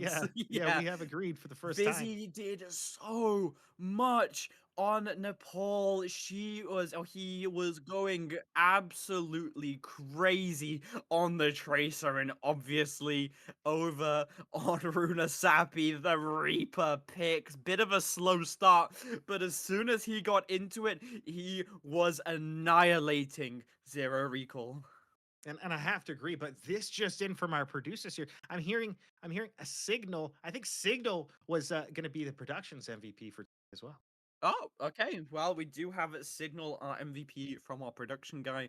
I mean, if Vizzy wasn't popping off, if Vizzy didn't clutch out that last fight against Zero Recall, it would have been gone to Signal. I can't lie. It was extremely close, but Vizzy clutching out that final fight is what did it for me. That flank from them was just so crucial.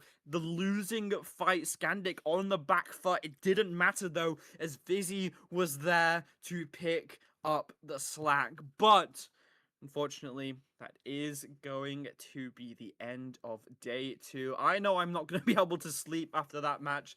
My blood is truly pumping. But be sure to tune in tomorrow for our final day, 7 p.m. CEST, 6 p.m. GMT. Going to be hype, going to be going on to the grand finals. We'll be seeing who can win that 200 euros. But that is going to be a goodbye from us for now. We'll see you tomorrow. All right, thanks for tuning in. Infinite Madness, guys. We'll see you next time, or tomorrow, that is, just like you said.